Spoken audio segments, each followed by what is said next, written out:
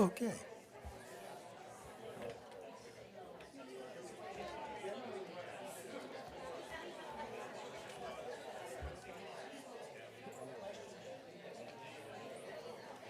Okay, you guys ready? The meeting will please come to order. The meeting of the Borough of Somerville Board of Adjustment will please come to order. Adequate notice of this meeting as required by the Open Public Meeting Act has been on January 21st. A copy of the notice specifying the date, time, and location was posted on the bulletin board outside of Borough Hall, given to the clerk administrator, mailed, faxed, or emailed to the Courier News, and placed on the Borough website. If any member believes that this meeting is being held in violation of the Open Public Meeting Act, please state your views at this time. These proceedings are judicial in nature. Only those items on the agenda may be commented on or questioned. Proper judicial decorum will be maintained. Next item, pledge. Pledge allegiance to the flag of the United States of America and to the republic for which it stands, one nation, under God, indivisible, with liberty and justice for all. Wow, that sounded great. Roll call, please. Chairman Art Adair. Here. Ed Allett. Here. Roberta Carpenetz. Here. Morgan McLaughlin. Here. Rich O'Neill. Here. Brian Vidimski. Here. John Flores. Here. Eric Alvarez. Here. Stuart Daniels. Here. We have a quorum. Does anyone have any conflicts? Okay, let's go. What do you have next? Minutes. Minutes. Someone like to move the approval of the minutes of the last meeting? I'll move them. Moved and second. Any comments? Questions? Roll call, please. Chairman Art Adair. Yes. Ed Allett. Yes. Roberta Carpenetz. Yes. Morgan McLaughlin. Yes. Rich O'Neill. Yes. Brian Vidimski. Yes. John Flores. Yes. We have no resolutions tonight. Michael, what you got? No resolutions this evening, sir. No resolutions, right? Correct. Yeah. Just the minutes. Okay, next. Next, we have the hearing 2025-012Z, Nan Realty Holdings LLC, 20 and 30 West End Avenue, Block 131, Lot 19 and 20. Before we do that, you want to talk about Lisa Terrace, Mike? Is Martinez here? Yeah, right. Jeff? You want to do it real quick, Art? Yeah. Jason, 1 second. Mr. Martinez, you want to come to, this is the trees. He sent an email. The trees are planted over eastern red buds. They're 1.5-inch diameter. I do believe the board has the resolution and a drawing and the package showing the layout. This was the patio, roof leaders going to the street. Planted 2 trees which were in keeping the species with what the borough planted. Yeah, So- it's actually the same species that from my squirrel supply tree. It's just Right. a different color. That's He's looking for relief of the diameter of the trees. The trees purchased were 1.5 caliber. The ordinance requires 2.5 to 3 inch. It'll grow. Yeah, the trees are budding. So he sent an email and he's looking for relief on the inspection because he says the improvements were done. yeah, and Aveline. Evelyn. Yeah. She walked the whole property and with the plan with me. I want to say last July, maybe towards the end of summer. Okay. What do you need from us? Relief, the board is so inclined to accept the street trees and accept the improvements on the property without the subsequent inspections. He submitted. Okay. Second. Moved and second. Roll call, please. Chairman Art Adair. Yes. Ed Allett. Yes. Roberta Carpenetz. Yes. Morgan McLaughlin. Yes. Rich O'Neill. Yes. Brian Vidimski. Yes. John Flores. Yes. Okay, it's carried. Thank you, Mr. Martinez. Thank you, sir. Yeah, 1.5-inch trees grow into 2.5-inch trees fast. Right. Yeah. Okay. What do we have next? Good evening, Mr. Tuval.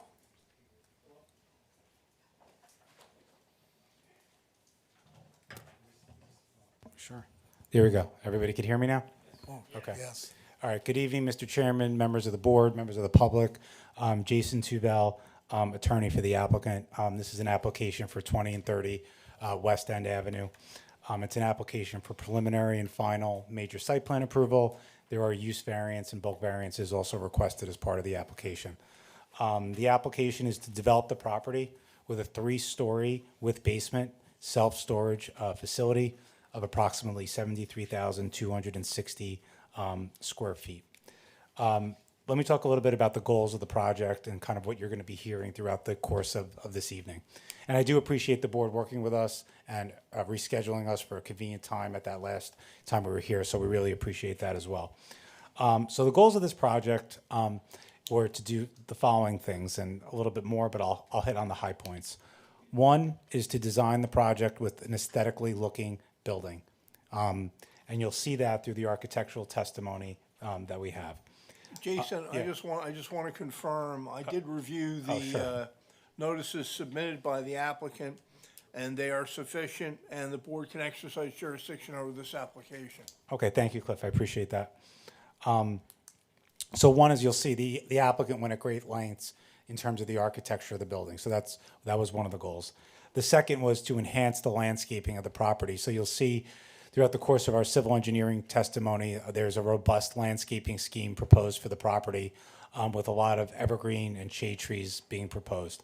Another was stormwater management. Right now on the property, I'm sure this is of no surprise to anyone, the application or the property as it exists today does not comply with the stormwater rules that exist or the newer ones, and there's really a lack of stormwater infrastructure. So the goal is to improve stormwater management on the property and reduce runoff to the adjacent properties and roadway.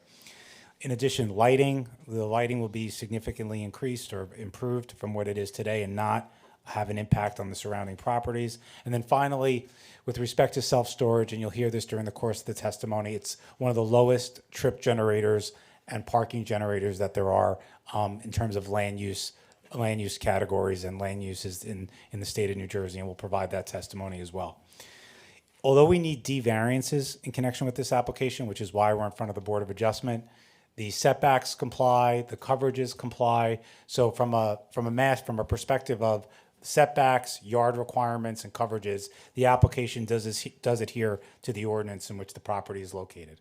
Needless to say, we obviously have to put on our proofs for D variances associated with the application. I just wanted to hit on some operational characteristics that were noted in the board planner's letter. This also typically comes up during the course of the presentation, and I think it's helpful for the board and the public to understand this while you're hearing the engineering and the architectural testimony. So first and foremost, hours of operation. The self-storage facility will be available to anybody who's utilizing it, a customer, from 6 a.m. to 10 p.m. Then the facility shuts down in terms of, you could obviously leave if you're still inside, but your security access would stop and you could no longer go inside the building. The office, so there'll be a small retail office where you could sign up and get your unit, or you could buy a box and tape and things like that. That'll be open from 8 a.m. to 6 p.m. And there's usually only 1 to 2 employees on a shift. It does not require many employees to be there at one time. In terms of garbage and recycling, that is only once to twice per week. One thing to note about self-storage facilities, specifically this one, a renter cannot use the dumpster on site for their own personal use. It'll only be for the office of the self-storage facility. So you have a couch in one of these things and you want to get rid of it, you can't get rid of it in the dumpster. You have to remove it from the property. In terms of deliveries, they don't get large tractor trailers. It's just what you would normally get to a business, a UPS truck, post office, Federal Express, Amazon, just the typical things that you would get in a neighborhood. And then finally, this was also in the letter, there's no hazardous materials that can be stored inside the facilities. You can't run a business outside of the facility in one of the units. You can't sleep in one of the units. Those are all, I just wanted to make that clear because it came up in one of the comments, and we could also testify to that, but I just wanted to make that clear from the beginning and just hit that off. Just throughout the course of the presentation, we're going to have several witnesses testify, but this evening we're going to call 2. Our civil engineer, Olivia from Stonefield Engineering and Design. She will testify on stormwater, site layout, landscaping, lighting. She'll go over all those items. And then we'll also have our architect, speak about the elevations, the floor plans, and the aesthetic design of the building. So that's what we plan on for this evening. We will obviously provide testimony from a traffic engineer at a later date and a professional planner at a later date, since this is a D variance and we have to demonstrate why we meet the statutory criteria for those. So with that, Mr. Chairman, I would ask your permission to call our first witness, who's our civil engineer from Stonefield Engineering and Design. Certainly, the way this is going to work is that the engineer will give her testimony. At that time, once she is done, we'll open it to the public for questions on her testimony only. Later, there will be time to comment on her testimony. But right now, when she's finished, there will be questions from the board and then the public. Just on what she talks about. Or did you Good mention evening. curfew? Oh, curfew? Oh, yeah. There'll be no new testimony after 10 p.m. Thank you. So, Mr. Chairman, the way we're going to utilize the great technology you have in this room and TVs, impressive, and we're going to put the exhibits on the screen so the public, I think, can see them a little bit better than if we just had a board up. So if that's helpful to everyone. And the board can see those screens, right? They're up there on those screens? Okay. Right. All right, Ma'am, so- would you stand and raise your right hand? You solemnly swear that the testimony you're about to give in this matter will be the truth, so help you God. I do. Please state your name and spell your last name for the record. My name is Olivia Kanoniuk, spelled Kononiuk. I'm a project engineer at Stonefield Engineering and Design, located at 700 Banks Avenue in Asbury Park, New Jersey. Thank you very much. Mr. Tuvell, your witness, sir. Sure. Thank you, thank you, Cliff.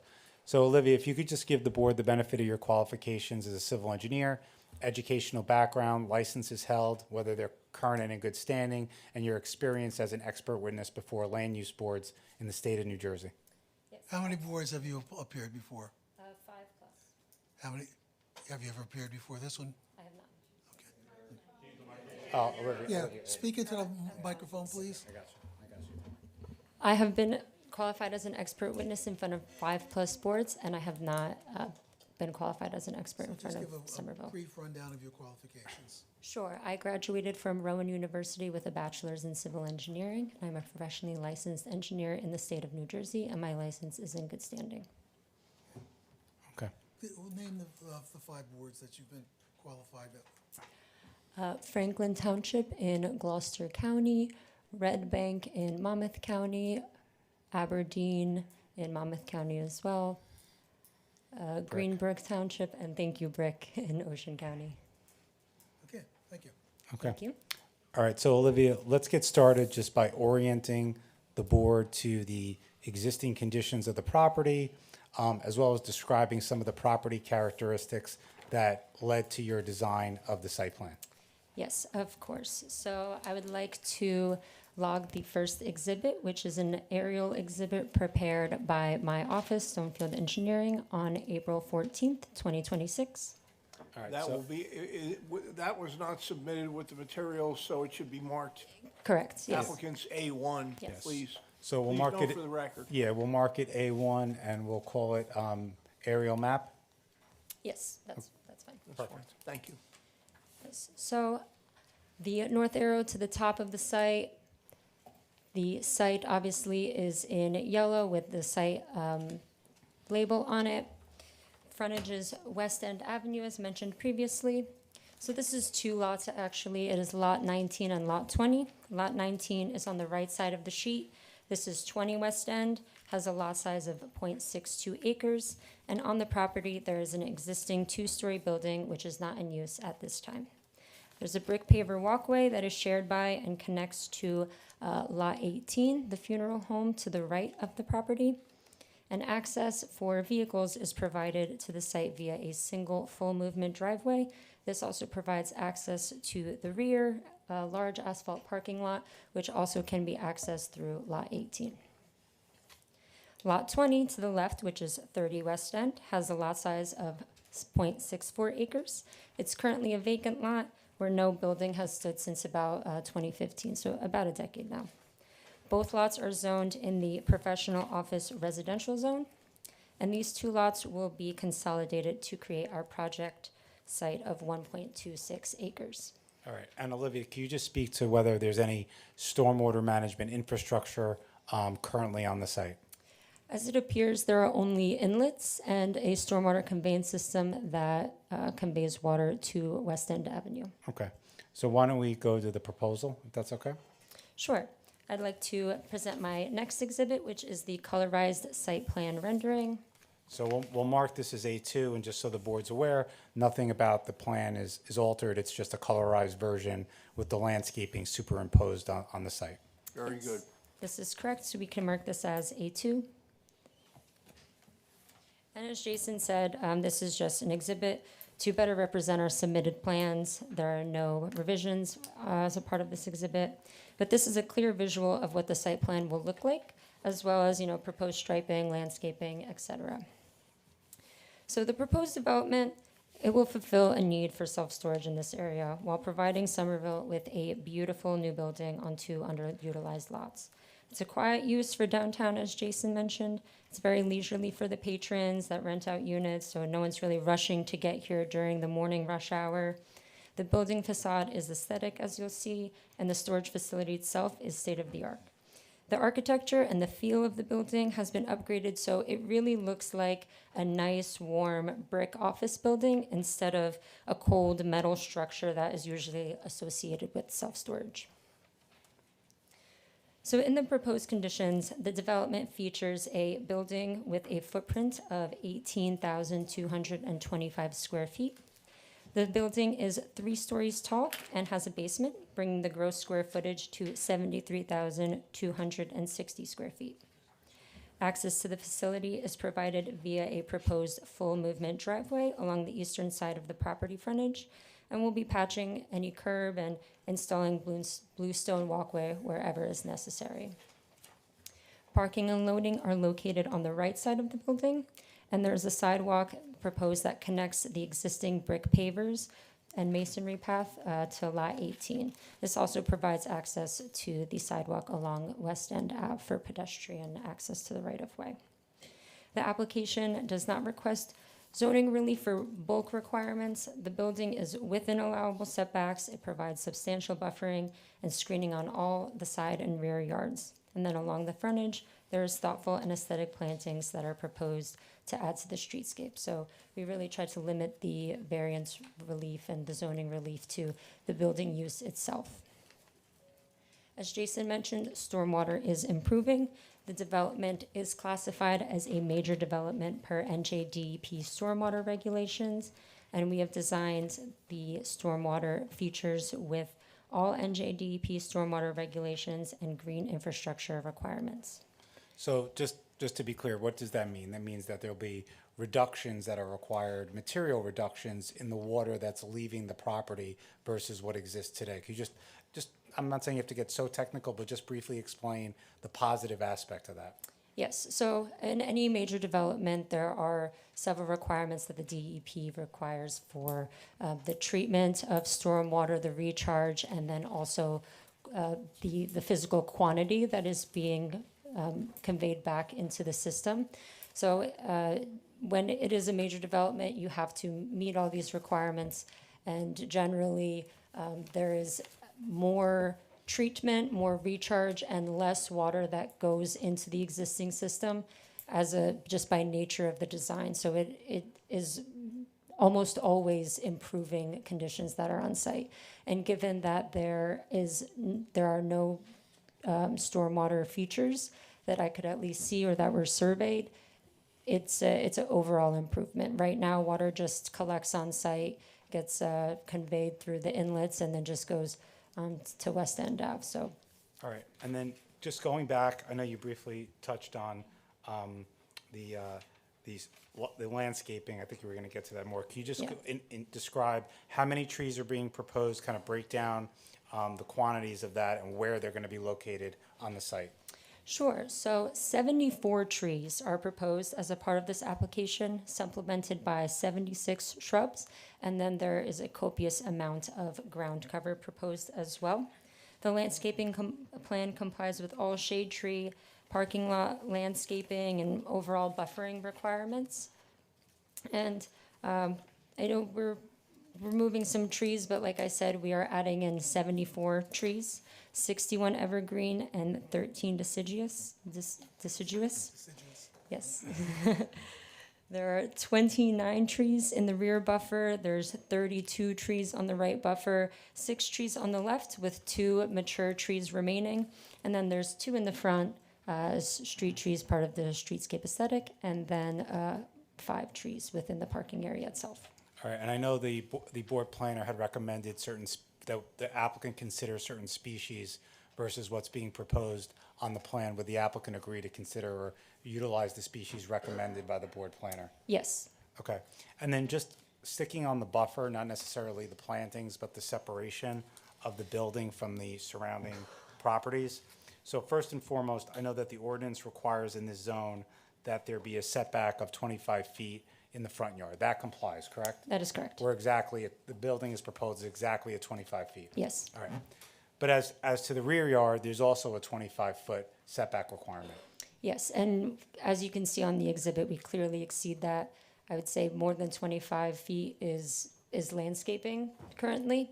And there's also a berm in the rear, so it actually elevates the physical landscaping that is there and creates more screening than just what is shown in this 2D version. And the building itself is approximately 79 feet away from the rear yard. Yes, yes. So So more, there's- more than triple what's required. Yes, there's substantial rear yard buffer. Okay, so just going back to the stormwater and landscaping comments, you'll agree to comply with any of those technical comments set forth in the board engineer and planner's letter? Yes, All right, why don't we go to lighting right now?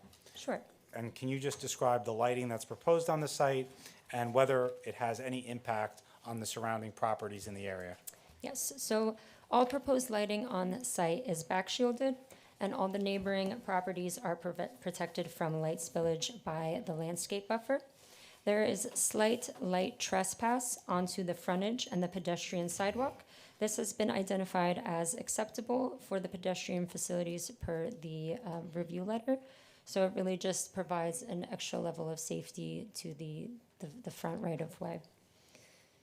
Okay, and then in terms of the lights themselves, they'll be full cutoff fixtures, LED, is that correct? That is correct. All right, and what that means is, correct me if I'm wrong, from an LED perspective, they're energy efficient lights? Yes, And when I say cutoff, I mean the light source will not be visible from somebody passing by. You'll only be able to see it if you're directly under the fixture itself. yes, the fixtures that we selected have a distribution that doesn't bleed too far out from what they are trying to illuminate. And in your professional opinion, does the lighting have any negative impacts on the surrounding properties? No, Okay. And then there was a recommendation in the review letter regarding having them be dimmable during hours in which there's, I guess when the self-storage facility is closed. Would the applicant be agreeable to that comment as well? yes, Okay. So now what I'd like to talk about is sort of the site circulation and the parking. I know the traffic engineer will get more into the parking variance aspects of this, but if you could just describe for the board and the public how the parking is oriented on the site and as well as the access to the parking. yes. Excuse me, Mr. Tuville. Sure. When do you think the parking, or the traffic engineer will be here? We were going to do that, Mr. Chairman, third, because I wanted the, first to establish the site and how it lays out. And then I also think it's important for the board to see the architectural plans and the floor plans to understand how the facility is utilized. And that will lay the foundation for the parking and the traffic testimony. Okay, thank you. Sure. Yes, so access to the site is provided via a full movement driveway along the eastern property line of our site. We have 8 parking spaces on site, 1 ADA. This is compliant with New Jersey regulations. And then there's a 40-foot wide loading area that is centered against the middle of the building, also on the right side. All right, and if you could just describe from a site perspective, when you're designing a self-storage facility, what is a standard ratio of parking to the square footage that's being proposed?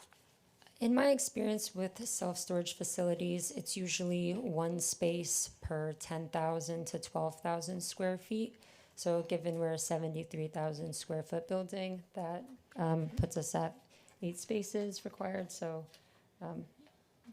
I would say that we have adequate parking for this use. All right, and obviously the traffic engineer will get more into that, but as a site engineer, I just wanted you to indicate how you would design the site. Yeah, in my experience, 8 spaces is plenty for a building this size. Okay, and now can you describe where the loading is on the site? If I were to come with a, U-Haul truck or something like that, and I wanted to bring my items to store, where would I unload those items? Yes, so I think everyone, yes, can see my cursor. So the loading area is over here where my cursor is, basically the length of the cursor. So patrons would access the site, they would pull up to this loading area, they would back in, and then they would be able to utilize the double doors that are in that area. And the architect can get into it a little bit more, but there are elevators and facilities right there for people to, assist with loading and then also bringing their items to their storage units. Okay.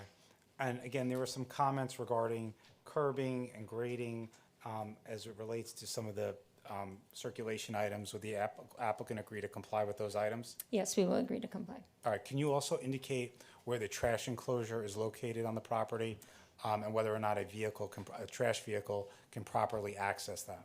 Yes, so the trash enclosure is located to the north of the parking area. And then in my experience with trash trucks, they're able to just come in and collect trash, usually front loading, and then they would be able to back up and do a 3-point turn to exit the facility. All right, and is it your understanding, as I indicated earlier, that trash pickup would occur once to twice per week?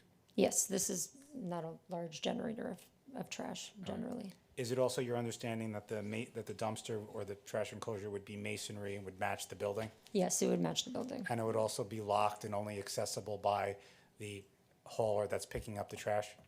Yes, that is my understanding as well. And the trash would be private hauler that's arranged and paid for by the applicant? Yes, correct. Okay. Let's talk about utilities. Can you explain what utilities will service the site and how they'll be utilized?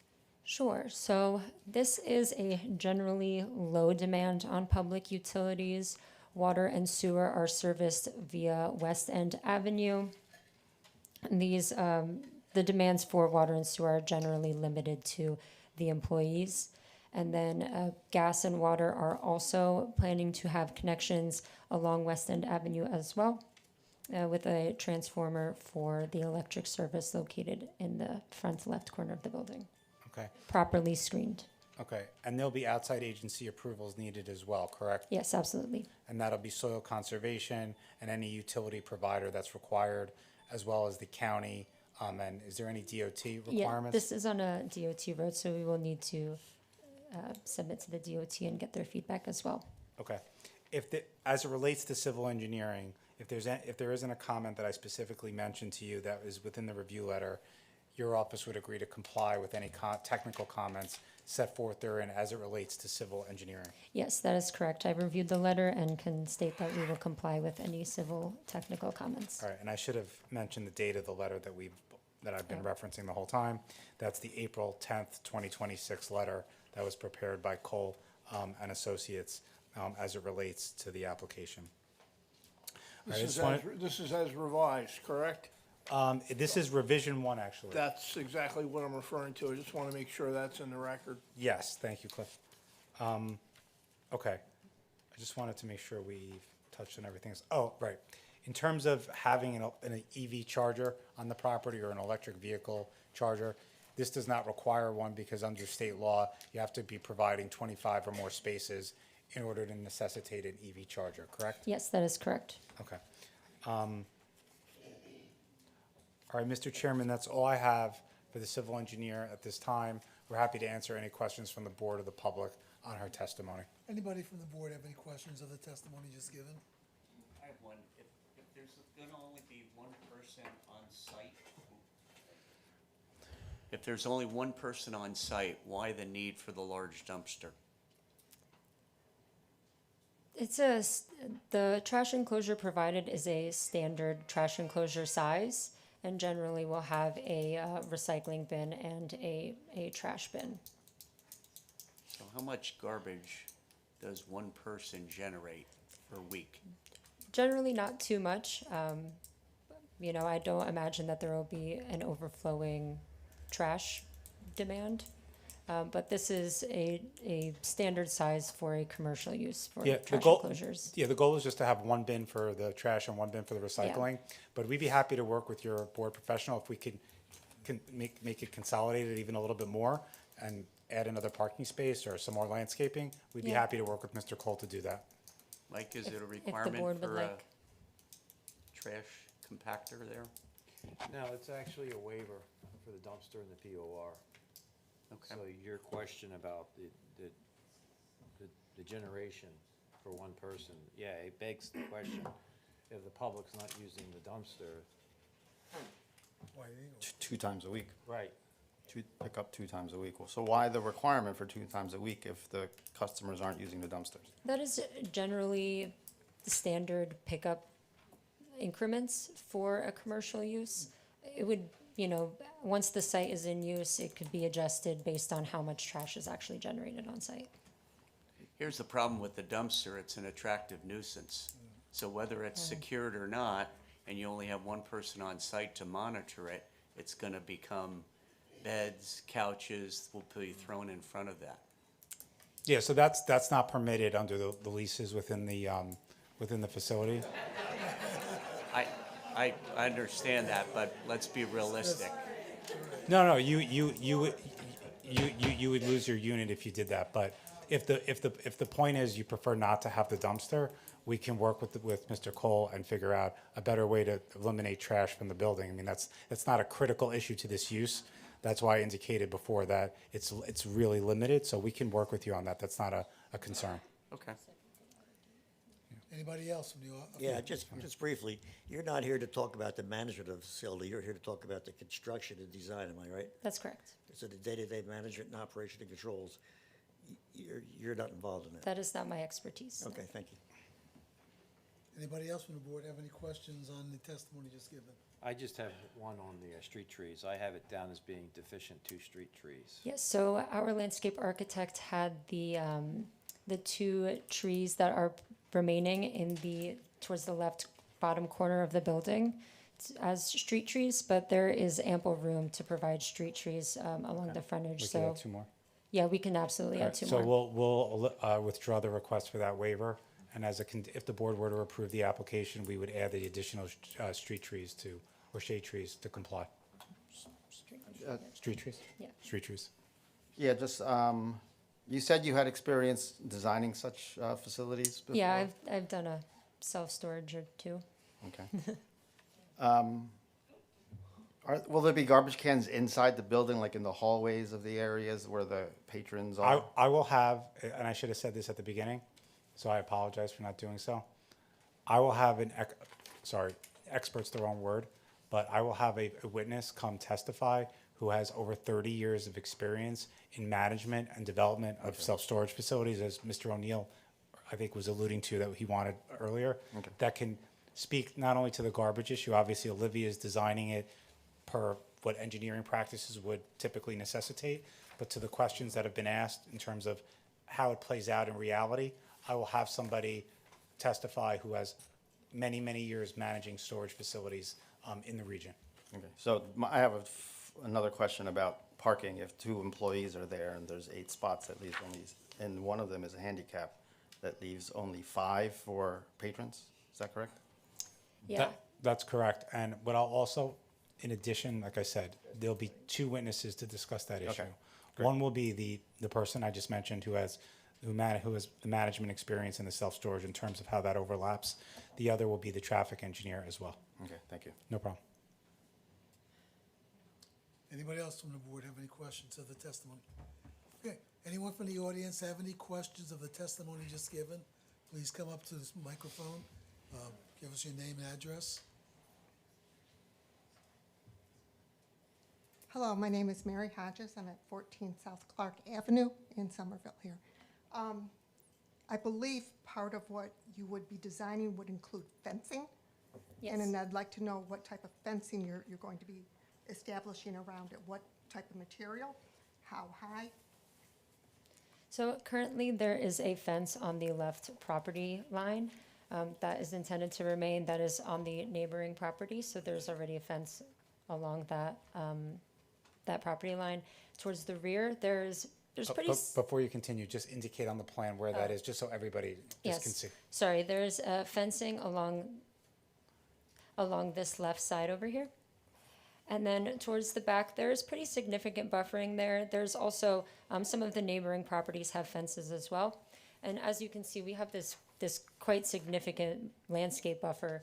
And then as I was mentioning before a little bit as well, that there's a berm. So it actually, the grade level raises about 3 or 4 feet and provides even more screening towards the rear of the site. There's also currently a bamboo buffer back there, which is pretty strong, and there's just some mature vegetation back there. So the rear of the property is screened. We're not providing a fence on the right side of the property.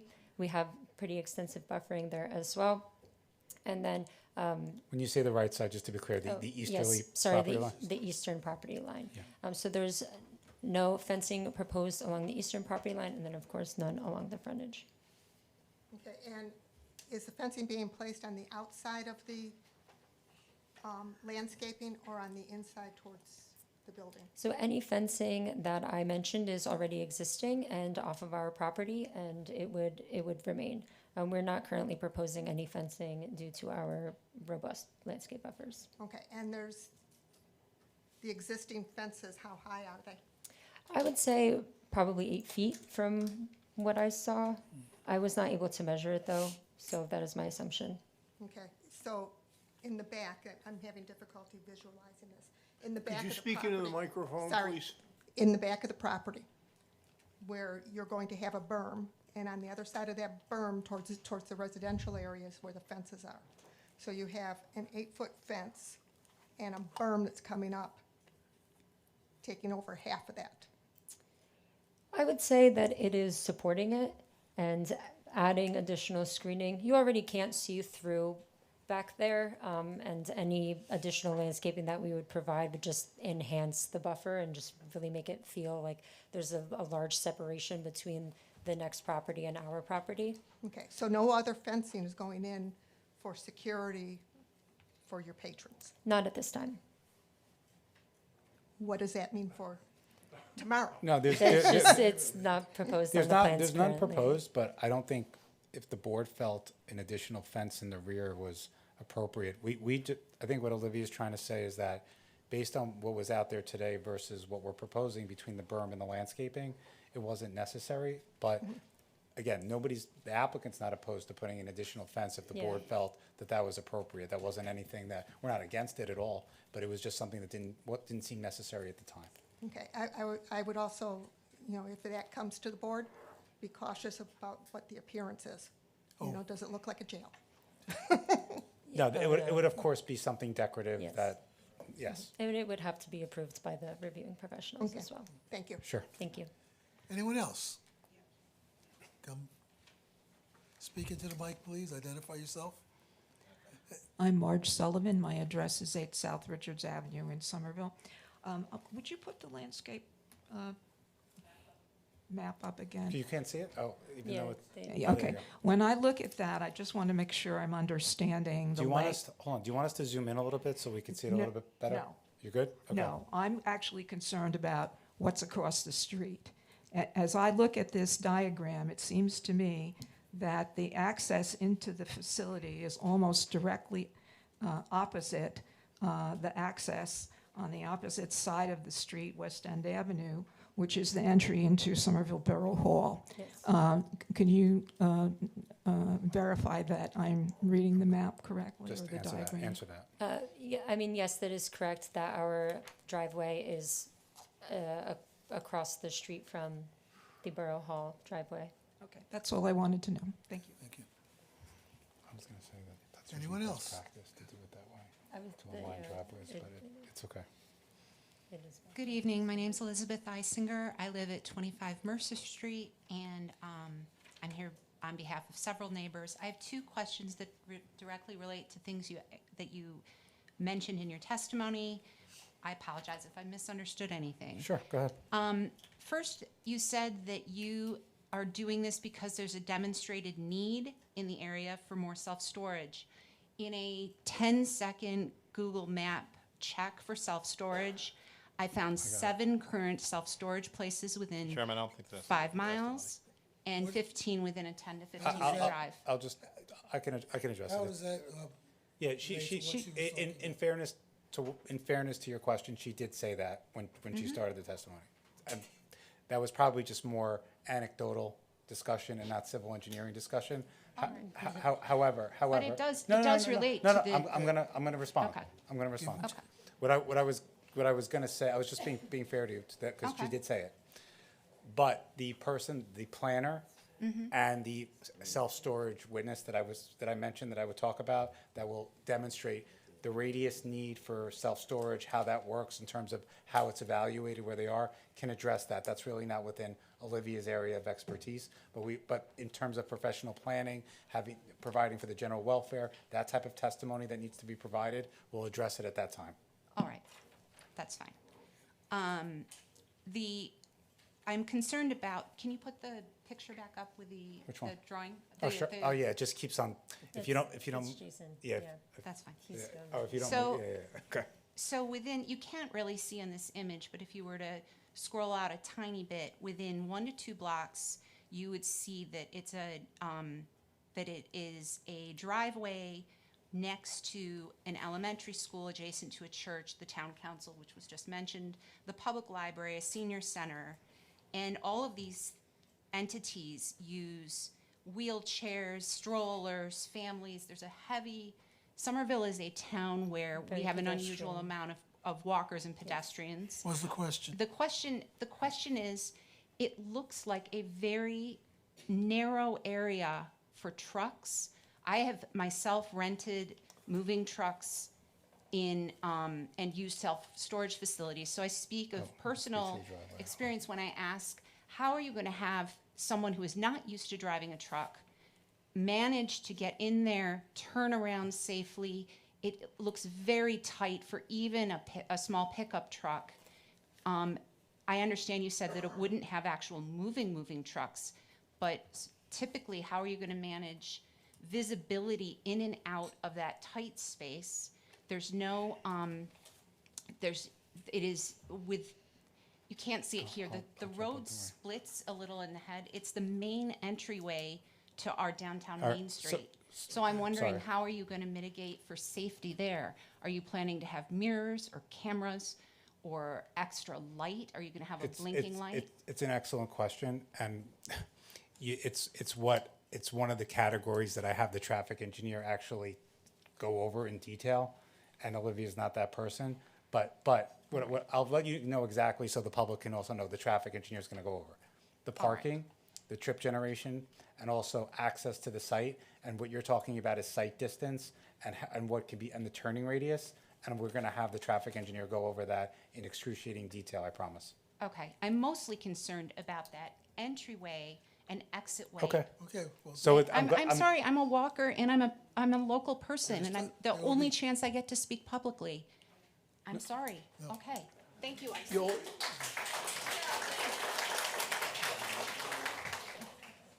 got you. anyone else have any questions on the Somebody testimony asked a given by stormwater the question, so you engineer? can answer it. You want to? Go ahead. I'll let you go ahead. Hi, my name is Nina Sonning. I'm at 31 Mercer Street. So my question is, are there going to be any cameras at this location? Like, so people, my concern is safety. You know, you say that it's open, it closes at 10 p.m. And is there anyone going to be in there at 10, watching this area? Because open space, like, invites trouble. Yeah, so again, that's. And is there gonna be sorry. cameras Again, that's watching? not really her, she's into the site design and the items we discussed, but I'm glad you're asking all these questions so we could be prepared when the appropriate witness comes, but yes, the entirety of the facility will have cameras and the exterior will. We don't usually testify to security protocol because you don't want people knowing your security protocol, but there is security there, yes. Okay, yeah, because obviously But I'll have that- open space, But I'll have that. late night, Yes, Sorry. and ma'am. people walking Yeah. back and forth, it's a danger. you They know? they have another expert who's going to testify. on it. Okay, all right, thank you. thank you. Is there anyone else who has any questions on the testimony given by the engineer. Testimony given by the engineer. Yes, good evening. My name is Jack Davitt. I live at 51 West Main Street in Somerville. I'll keep it quick. For the plants and trees on the property, are you going to be planting mainly species native to New Jersey? Yes, we are planting native species. There were some comments in the board reviewer's letter that asked us to swap out some species, so we plan to comply with those comments. Okay, excellent. Will that result in all of the trees and plants on the property being native to New Jersey, or just a Yes. proportion? Okay. Yes, all of them. Excellent. Thank There you. will be no invasive species proposed. Excellent. Thanks. Yes. Natalia Clearwood, one East Summit Street, Somerville, New Jersey. Two questions. As far as the noise mitigation measures, what is being proposed? In my experience, when you're loading and unloading, especially if you're unloading the big U-Haul trucks, it is pretty noisy. If the facility is open from 6 a.m. in the morning until 10 p.m. at night, that's quite noisy for the neighbors, as well as if you're proposing to have a dumpster and a private pickup service. Those are usually off hours, and those usually extremely noisy as well. So the application has to comply with the New Jersey Department of Environmental Protection noise guidelines. We cannot deviate from those whatsoever. So we would have to comply with the state standards for noise regulation. Can you elaborate on how you propose to comply? Anything that's on the site would have to comply, well, those that are regulated would have to comply with all the decibel level requirements. Olivia wouldn't be the person to answer that. That has nothing to do with civil engineering. But noise requirements are from the building department and from the state code, and we have to comply with those. Yeah, I think we could consider that this is a pretty typical commercial use as well. So it'd be, no noisier than cars coming to the ShopRite or when trash gets picked up from ShopRite as well. I think the cars coming to ShopRite don't usually have lift gates, opening and closing, people That's loading and correct. unloading things. Yeah, That is correct. That's but- testimony. Yes. Yep. We're just dealing with questions. I know. I'm just asking a question. Second question I have, maybe a silly question. I'm not an engineer, but you testified that the stormwater runoff will be significantly improved.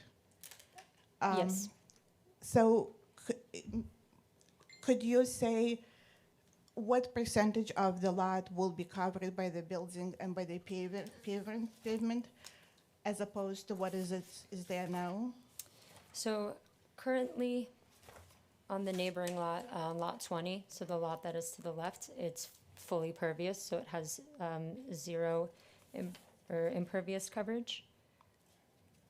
The existing impervious coverage for lot 19 is 16,900 square feet, and we are increasing this by about 10,000 square feet. So as a part of this increase, this triggers us being a major stormwater development. So we have proposed stormwater management facilities to account for the increase in impervious. But can you just, to answer her question just completely, can you just indicate what percentages you have to meet to reduce yes. the stormwater that leaves the property? Yes, so there are three major design storms that we have to design for in New Jersey, 2-year, 10-year, and 100-year. So in the 2-year storm, you need to reduce the amount of stormwater runoff by 50%. So if it's 1,000 cubic yards in the 2-year storm, it has to go down to 500. That's leaving the property, Leaving the correct? property, yes. And then for the 10-year storm, it is a 25% decrease, and for the 100-year storm, it's a 20% decrease. And can you just explain how you achieve that through your Yes. design? We use a program called HydroCAD. We import our drainage areas based on the impervious and the pervious coverage. We account for any roof area. We account for our stormwater features. There's ways to model basins in this program, and then it provides us with the output based on the amount of rainfall that is expected for this county. Thank you. Just to clarify, and that may be a silly question, No. when you're saying to reduce the runoff by certain percentages, that's reduced comparing to what's there now, or what it would have been without the runoff or the management system? With what it is now versus to what we're proposing. Got it. Yes. Okay, thank you. You're welcome. Thank you. Anyone else? Hello, Michael Weiss, 218 West Summit Street in Somerville. My question is very similar, but I don't think I heard the exact answer. So to put you on the spot, exactly by how much is the impervious surface increasing in your design versus what's there today? So 16,900 is what is there today, and we are increasing it to exactly 26,857. So is that twice, less than twice? It's Less than twice. less than twice. It is about an 18% increase and about 10,000 square feet. And just to be clear, just to answer it fully too, it's slightly less than what's permitted. Yes, So it complies with impervious coverage. Okay, thank you. Hi, I'm Logan Stahl, 208 Grove Street, Somerville, New Jersey. I also had a question about the stormwater runoff. What specific features are you implementing to reduce stormwater runoff? I can't see the drawing super well. Is there like a retention ditch or something, or? Yeah, so it's not shown in here, but we have a pervious pavement system proposed. Do you want to go to the technical drawings and just show it? Sure. But we'll go. This is the exhibit that was more illustrative. We'll show it on the technical drawings so you Yes. can see it. These are the site plan drawings which were submitted as a part of our application. Yeah. So Cliff, I don't think we need to mark these. These are part If of these the have application. been submitted as part of the application, you Yes. need Yeah. not submit them Yeah, as new exhibits. just reference the sheet that you're on, Olivia. Yes, so I'm on the drainage plan sheet C6 dated March 3rd, 2026. So the area that is shown in blue is our pervious pavement system. So So Yeah. the entire new lot is intended to be pervious? the parking area, Parking area, yes. sorry. And then my other question is related to, one of the existing vacant lot is pretty shady as it is, and you're planning to make a whole new, redo the entire parking area. Have you done any studies on if that will increase like the heat retention on the site? We have not done any studies for that, but we are proposing shade trees on site. Okay. So Are you able to quantify whether it'll retain more or less heat after this development? not at this exact time, but that is potentially something that we could provide more information about. Okay, thank you. Okay, go back to the. Yeah, just to be clear, the stormwater management hasn't been approved. There's a bunch of questions on that. We're gonna Yeah, of course. go through that. Like, there's no recharge, and I understand the reasons why, but there has to be some clarification on that. Just to let the audience know that the stormwater management's still under review. Yeah, and that's why we agreed Right. also to comply with Right. your comments. But yes. Right. Yes. Hello, David Lang, 18 Cameron Place in Somerville. I think it's lot 20 that's has nothing on it right Yes. now. Do you have a better count of how many trees are to be removed? So there's a total of 24 trees being removed on both sites. If you wanted to know exactly how many were on the Because I know there are some beautiful specimen trees. They're quite tall. I was just curious to see. So all of those are going, correct? Yes. And there are how many of those? On lot 19, or 20, 20. if you'll just allow me to count. Sure.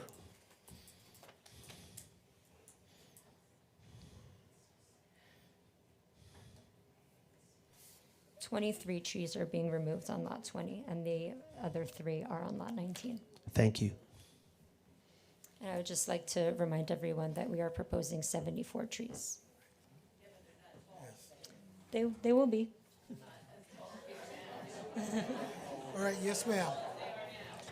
Don't engage. Hello. Yes, ma'am. Just don't engage. Okay. Sherry Rust, 19 Reamer, Somerville. Couple of questions. I too have moved and used self-storage, and I'm curious as to how you're going to ensure that somebody doesn't come in there with a moving truck, which is what I've typically done every time I've moved. Wait. So nobody said there wouldn't be a moving truck. It was just I just mentioned that there was no tractor trailers or any of those types of delivery vehicles. But yeah, somebody could definitely bring a U-Haul vehicle or something or some sort of moving truck. There's no doubt about that. My moving truck was a Yeah, tractor I get it. trailer. Like It an was ex- a tractor No, no, trailer. but, I'm just saying, when I moved here Yeah, nobody- to Somerville Sorry. and I used a place in Hillsborough, my stuff came up from Florida on a tractor trailer. Yeah. You would be able to use like an SU-40 or something like that, and we would have to provide, and we might even have done so already, turning templates that show that that the templates can navigate the site. No, so that was unclear, I'm sorry. Yeah, I didn't understand that. No, Thank no you. problem, no problem. And how are you ensuring that people aren't storing hazardous materials? What's the oversight for that? Like any self-storage facility that exists, they inspect, people are in charge of signing leases, and if they suspect anything is improper, they can remove people from the facility or remove their tenancy. Thank you. And I can have the person that I mentioned who's managed the facilities elaborate more on that question. Great. And one more question about two actually. The pervious parking area, how many square feet is taken up by the pervious material? I believe it's, now let me just get the exact square footage. I think it's 7,000 and change. Is that right? Just take a look, let's make sure we answer it correctly. Yes.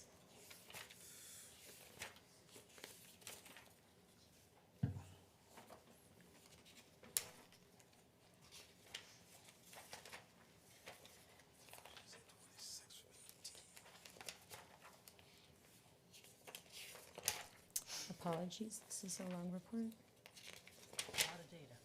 Oh, yes. The permeable pavement surface is 5,735 square feet. Thank you.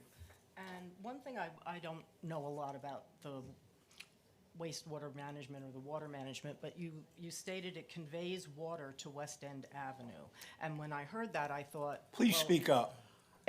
You mentioned that it conveys the water to West End Avenue, and so in my mind, I was thinking about the floods we've had here on West End Avenue. Yes. So the water is going to come from your facility into that road? So there is an existing stormwater conveyance system. There's a bunch of piping throughout the West End. There's inlets along our frontage on West End. So we are planning to connect our stormwater piping into one of those inlets, which is what is being, which is the existing condition today for Lot 19.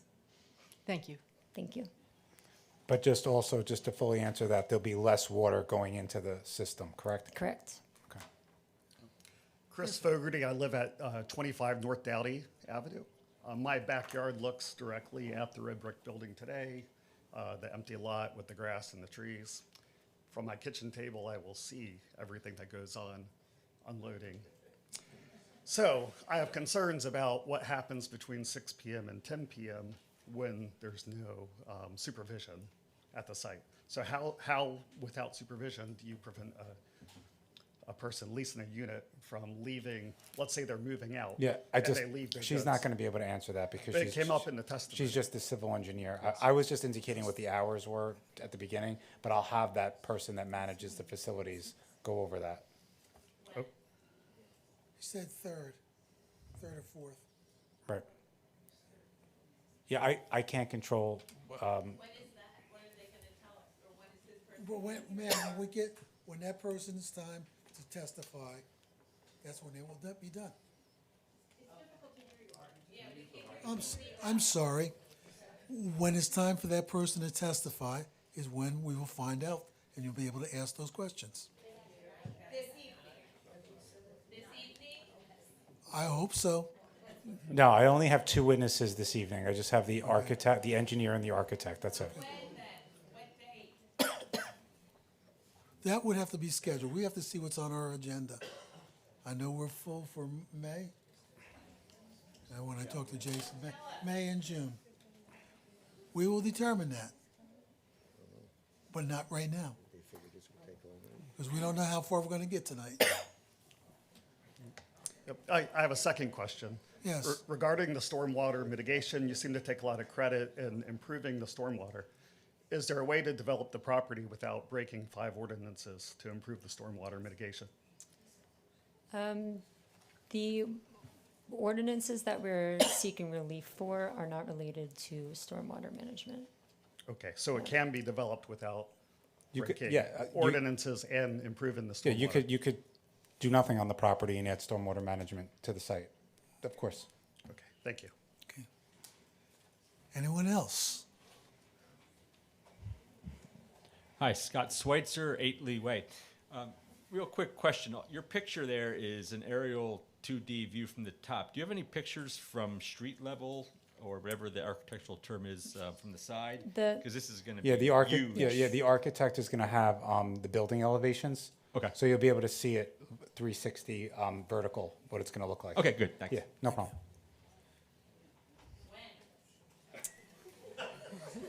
I better not hear another when. Hi, good evening. I'm Tegan Livingston, 49 West Spring Street.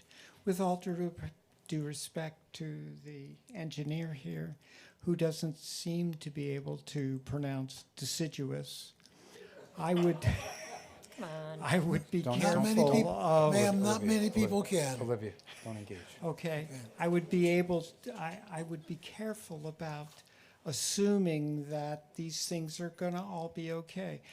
Quite honestly, I'm very opposed to this. I think it's very... Is this testimony, are you asking a question? Because No, this I am making a statement No, right now. the time for statements will be later. Statements will be later. Yes. Okay, I'm opposed to this, but thank you. Don't. Yes, got us. Anyone else? Hi, Richard Burkowski. I live at 91 Brookside Avenue. Again, not probably out of your expertise, but one of you mentioned the EV charging, Yes. that there's one spot. So my first question is... No. I said that. I'm sorry if you didn't hear. I know it's hard. There is none required here, so there won't be an EV charger. Are you anticipating? No. There's no EV charger. The only reason I mentioned that is because the review letter wanted us to just address whether there would or would not be one. So I mentioned because there's not more than 25 spaces in the parking lot, one is not required, therefore one is not proposed. Okay, thank you.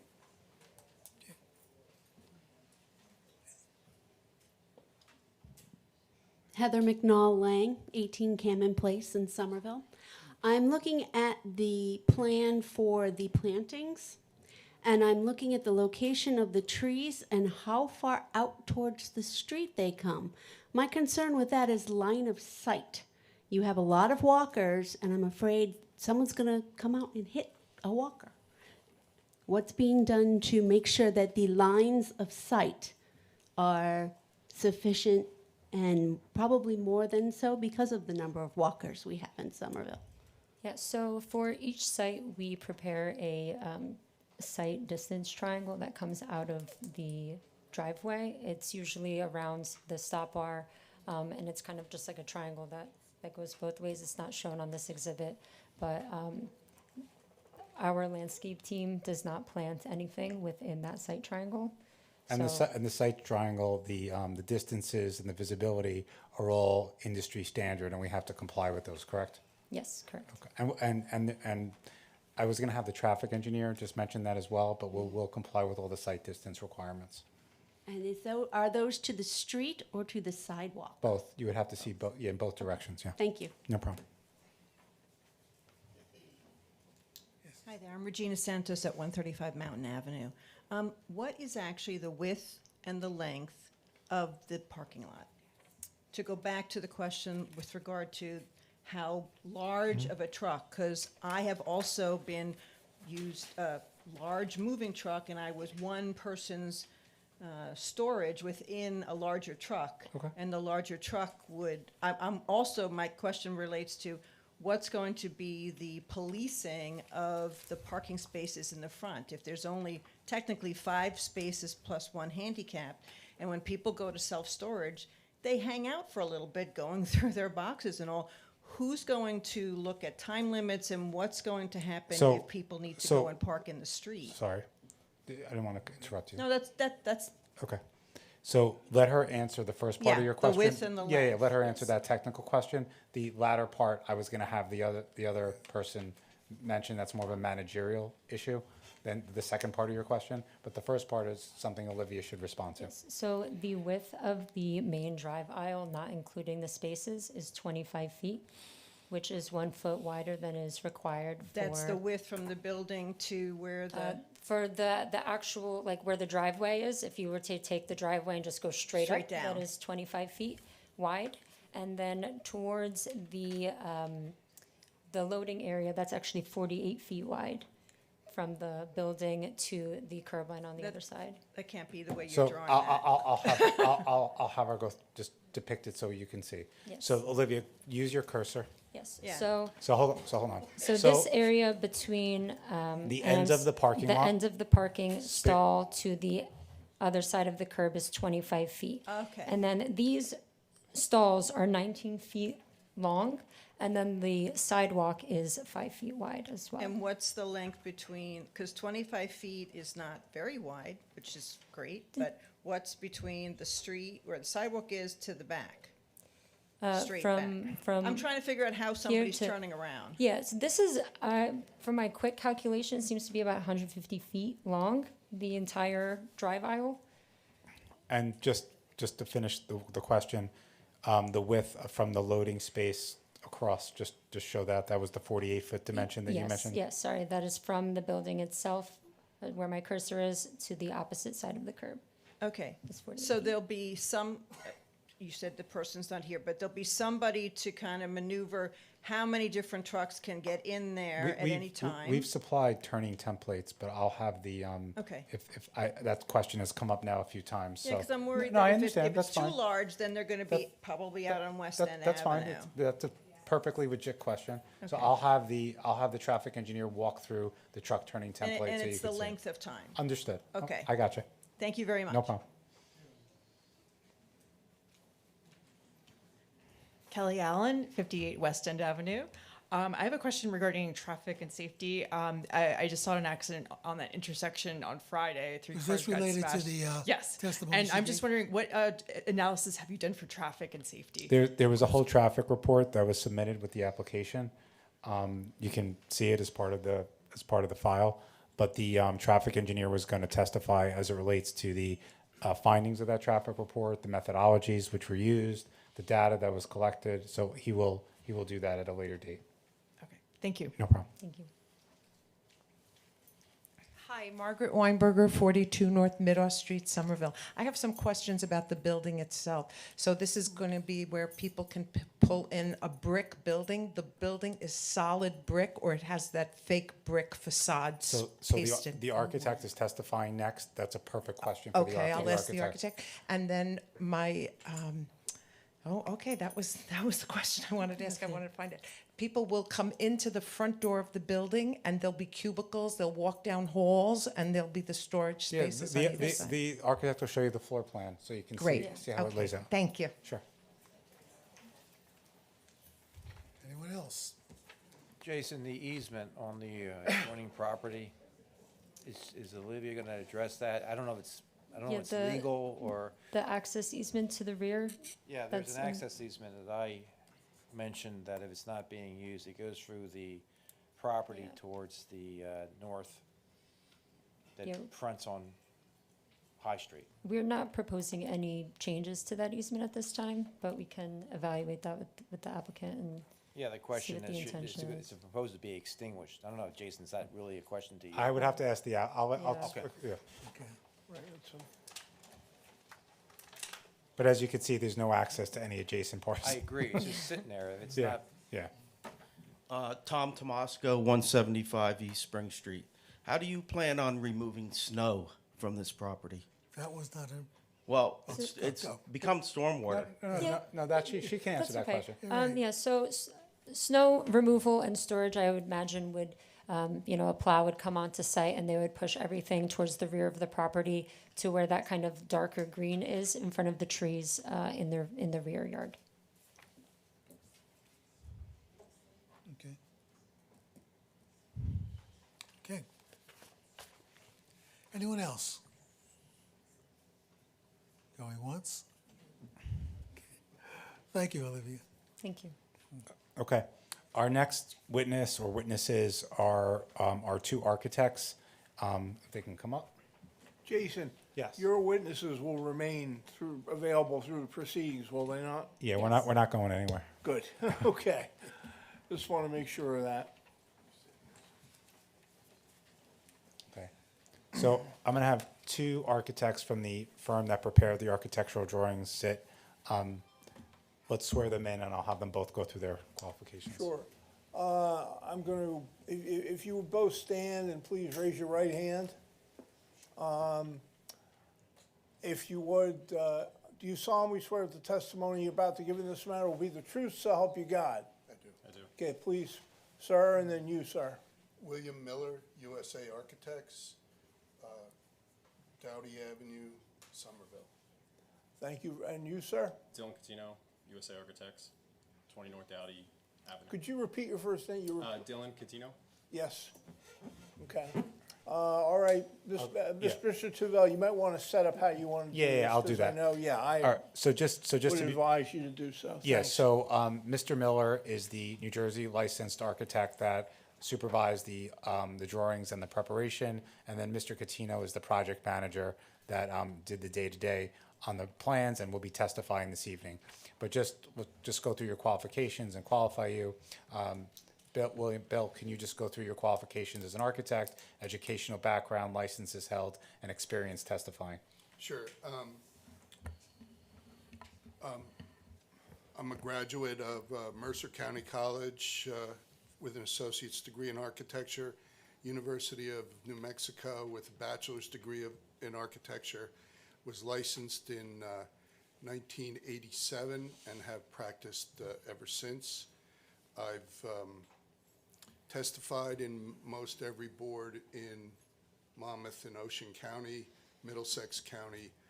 I have testified before Somerville in the past. And your license is current and in good standing? Yes, And it you is. supervised the preparation of these plans and the drawings? Yes. Okay. So let's one at a time. Will the board Just wanted accept to Mr. say Miller? for the- We'll accept Mr. Miller. Okay. And then Mr. Catino, if you could just go through your professional background and credentials as well? Yep. So I have a Bachelor's of Architecture from Philadelphia University. I've been with the firm for 10 plus years now. I've been in front of the board of Somerville 2 times now, and 2 times in other boards in the state of New Jersey, as well as 3 other boards in the state of Pennsylvania. All right. Would the board accept Mr. Catino as well? Yeah. Okay. There's no procedural issue with this. You can certainly deliver it as you proposed. Thank you, Thank you. Cliff. Okay. So, Dylan, let's get started. Let's walk everyone through, I guess, with the floor plans first, and then we'll go through the elevation. So just when you're on, these are colorized exhibits, correct? Correct. Yep. And these were the exhibits that were shared with the board. Okay.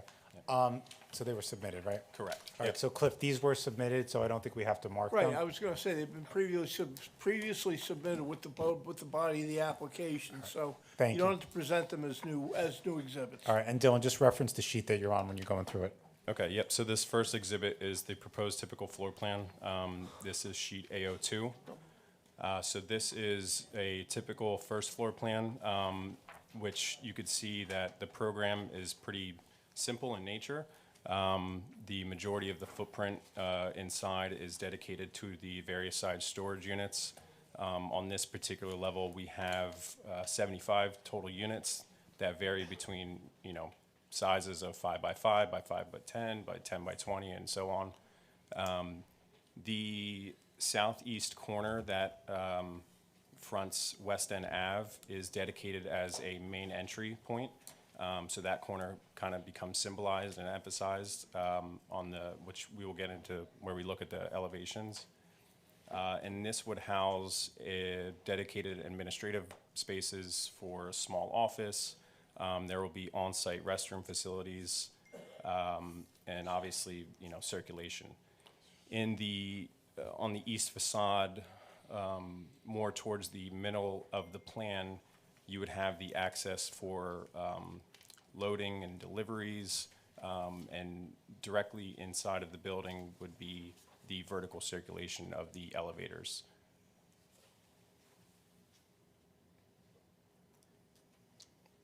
The next sheet, which is AO3, this is a proposed roof plan where it's very schematic right now, where we would show a general location of rooftop mounted equipment, which would be screened by a perforated corrugated metal. And we are also proposing a vegetated roof. I'm going to jump to the sheet A05, which is the proposed exterior renderings. There is inspiration that is actually taken from the existing dwelling that is on site in terms of the materialities. So this would be, all 4 facades will be incorporating the full bed masonry with similar color brick, full bed cast stone, and a lot of inherited detailing that was also pulled throughout various architecture that we feel would comply with this, location of Somerville.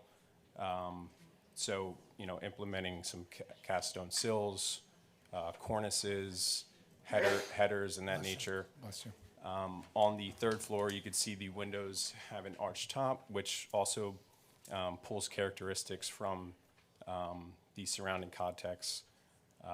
So again, the building, if you kind of erase the use of the building from your mind, we really want to create a building that we feel is beautiful, that would fit in with Somerville. The longevity of these materials, on behalf of the applicant, we feel he's going above and beyond to, create a product that is going to last, that's going to fit in with this neighborhood. And, again, we feel that it's going to contribute rather than, what is currently there. So, And just to be clear on the exhibit, Dylan, the bottom image is from the parking lot looking, I guess it would be west, correct? This would be a view that would be looking towards the west, the northwest, you're correct. So as you approach, if I zoom in here, this would be a view from the corner of West End Ave and Mountain Ave. You can see on the left here is the Unity Bank. So again, in contrast with the typical, dwelling height, we feel we're within scale. We have a total height of 36 feet and 8 inches to the top of the cast stone cornice. And the screening for the mechanical equipment would be about 4 feet from the average roof level, which we feel strongly would not be visible from a person's eye level. Right, so that's what I was going to indicate. So the ordinance permits a 35-foot building height, correct? That's correct. So this is about a little less than 2 feet higher than that? Correct. Okay, and then in terms of mechanical equipments that would be located on the roof, you're indicating that the parapet or the top of the roof would screen those mechanical equipment, correct? Correct, and we're taking another measure to screen those mechanical units, with an added layer. Okay, and they would also be centered in the roof as well? That's correct, yep. Okay. And there was a question earlier, but in terms of sound attenuation, all those mechanical equipment would be spec'd to comply with all of New Jersey noise requirements, correct? That's correct. Okay, all right, please continue. I just referenced the sheet again. Yep, so we're still on A05. Okay. Just a few last items to touch on in terms of materials. We'll have a base of another full bed ground faced veneer, and between the windows on the jamb sides, the heads, and below the sill, at these kind of cast stone bump outs, as you could see, it's kind of an expressed vertical seam aluminum panel. So again, all of the materials are traditional. It's kind of blending, that old and new characteristics. We're pulling in language and flavors from the surrounding context, and these details that we feel are just going to, add more character to this building. Okay. Can you speak to sustainable features or any energy efficiency aspects of the building? Yeah, so in all of our work, particularly with a cladding such as full bed masonry, the thermal efficiency of this envelope, would be well above what is required by code, as well as the double glazed windows, insulated roof. So it'll have substantial thermal performance. All right, and then I think one of the members of the public just wanted to confirm that all 4 elevations were shown, so they could see what it looks like from all different perspectives. If we could just make sure that we do that for everyone, that'd be great. Okay. Oops, sorry. Should I go to the other sheet? All right, and these are your building elevations, correct? Correct. Yep. These are the 2D elevations that show all 4 facades. Okay. And there was a comment from the planner about, I guess, the one facade on the lower right-hand corner. Yep. About potentially upgrading that facade as well. Can you speak to that? Yeah. So the design decision is also from an economical standpoint, knowing that this north facade faces a pretty vegetated area of the site, and we really wanted to create the focus on the facades that really are visible from West End Ave and Mountain Ave. So, knowing that this is essentially the back of the building, that level of detailing and the level of materialities and fenestrations, and really what's spent there is dedicated towards what we feel are the main facades. So that's the decision right now. Okay. But based on that comment, you'll speak to the client and we can talk about perhaps enhancing that facade more than what's presented now. No, of course, yes. Okay. In terms of the building itself, can you just speak to ADA compliance and fire suppression? Yes. So there's currently we're showing 5 ADA compliant exterior entries and exits. The building will be fully sprinklered, and from the basement floor, egress and code compliance was thought out and not a concern. All right, and the fire department had issued a letter in connection with this application. Did you have a chance to review that letter? I did, and everything that is noted on there, we will comply, and it's pretty standard stuff that we would have done anyway. Okay, and then just to be clear, there's elevators and stair corridors and all things that are necessary per code within the building. That's correct. Yep. Okay. Okay. All right. That's all I have for the architect. Oh, just Bill, just to verify, as the architect that supervised the preparation of the plans, you agree with everything that Mr. Catino testified to? You can confirm that as well? Yes. Okay. Absolutely. Thank you. Thank you.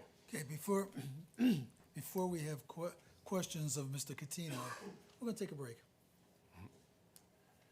Okay. What time should we come back, Mr. Chairman? Oh, about 10 minutes. 10 minutes? Okay. All right, good job.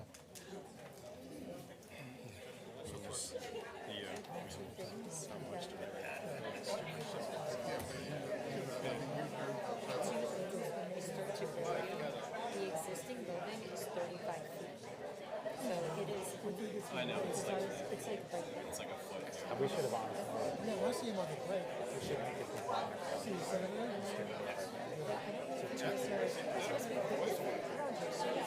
We have the best set next to him. Yes. I have it.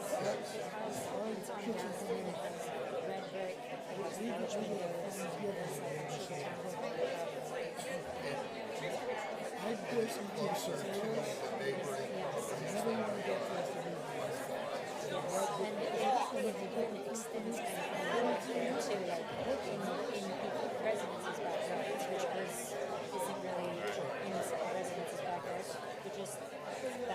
Your back pocket, maybe we've got it all, because they just built that building, it's huge, it's gorgeous, and it, red brick, large windows, so.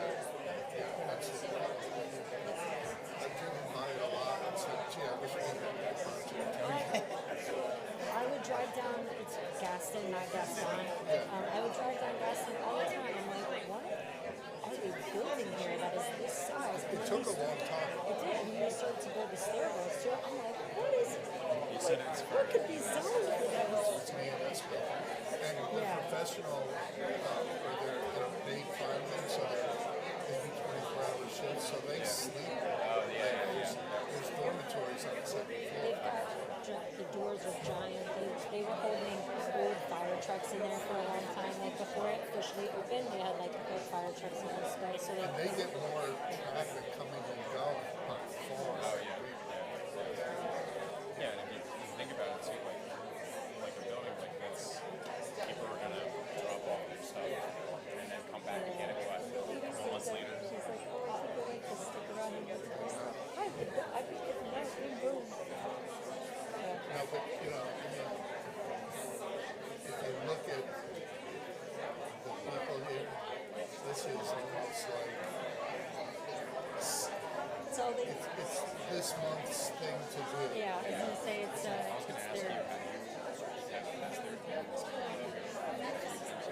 The last meeting I was at, there was like 5 people. Yeah. No, this building was new too. Like this civic center. I think it was last year. Sue and I were here for the restaurant that we're doing on Main Street, the TD Bank. Yeah, I would imagine like everyone would have been like coming out and excited about it, but I guess there was like 3 people. If people like it, they won't come back. That's true. Very often you hear someone go out of their way to say something positive. And for an existing building too, it's like, okay, well, it's already there. Yeah. I mean, the last one that I came to here was for our office, and it was for a sign and a fence, and it was the only thing on the agenda. So they said that when they canceled this meeting last minute, 25 people still showed up. Oh, really? Yeah, so they know what's happening. Did they say why they canceled it? What did they cancel? This was supposed to be last month, and then I think they never sent out a review letter, so we were like, Typically, you get a review letter 3 or 4 days before the meeting, no matter what.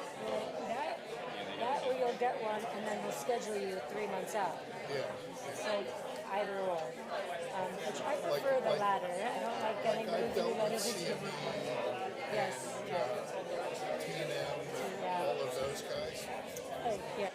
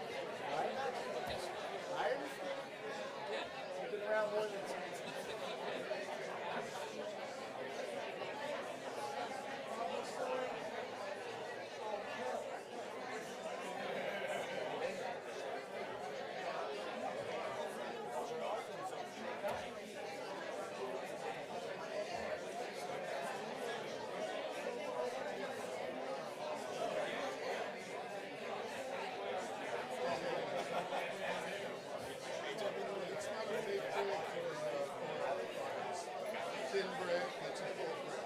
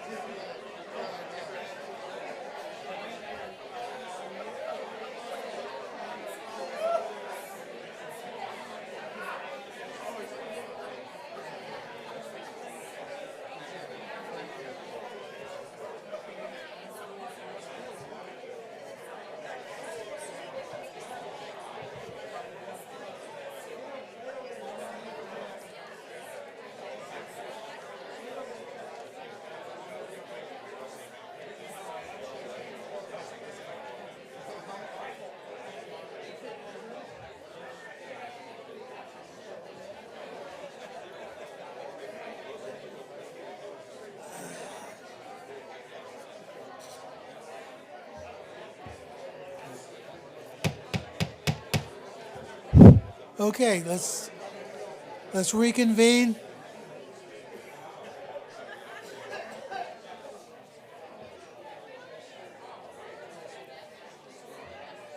Okay, Mr. Duval.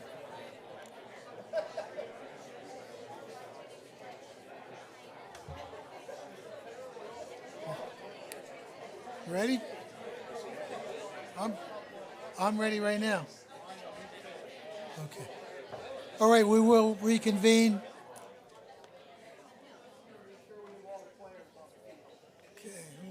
we're missing Ed.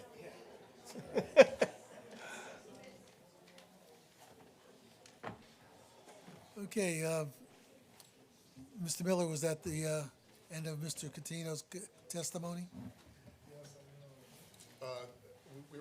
We were done. Yeah, we were up to questions, Mr. Chairman. Okay, anybody from the board have any questions? Yeah, I do. Okay, Rich? The rental compartments, how are they partitioned off? What are they made out of? I don't see anything here on the plans. How are they constructed? Are they solid walls? Are they mesh? I mean, what are they? So they will be solid walls, Of but, what? I'm sorry? Of what and how high? So typically, they'll be, steel framed, and cladded in a type of metal that's durable. Since the building will be fully sprinklered, the top of it would have to, be some type of, metal mesh of some sort that's obviously secure. And, typically about 8 to 9 feet in height. Because that would work with our floor-to-floor height and the, the structure and the mechanical systems. Let me try to, I'm Irish, it takes me a while to absorb.